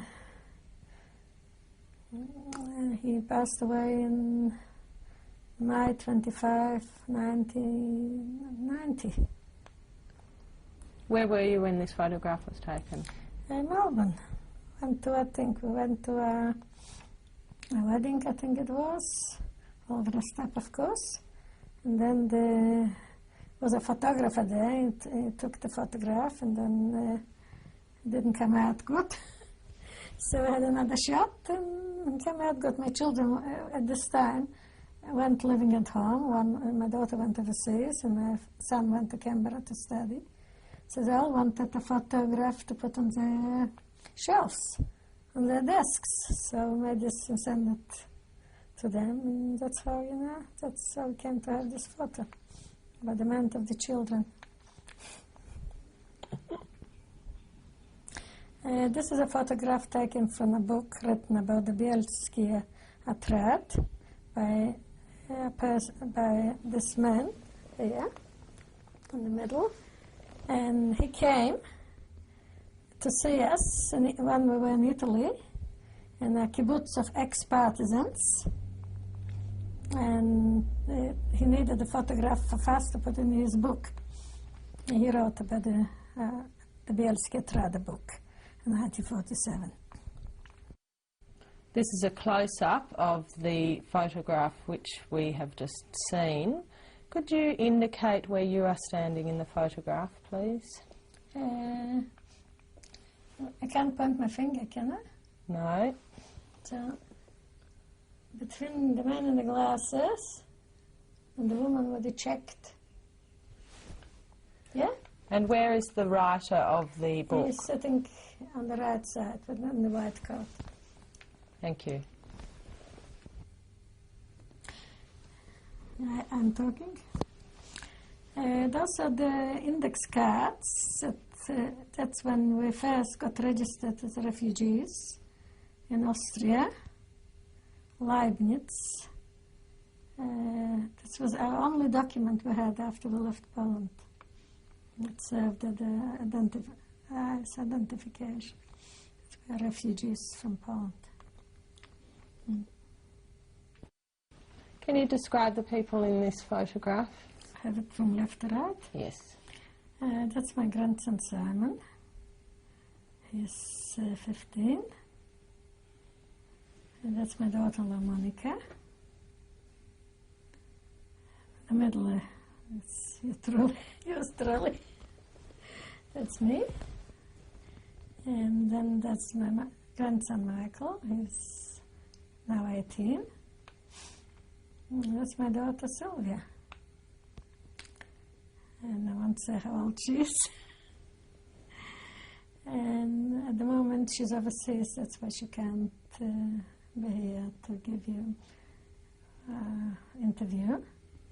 But she's the one who was born in the Yale Secretariat and survived and became a very accomplished young lady. I'm very proud of her. So, the moment she's traveling and teaching English overseas. And that's my son, Sam, who couldn't have been included in the other photo because he was taking the other part of the family. And he was born, as I previously said, in Italy, grew up in Australia, and is now a practicing lawyer. I said it.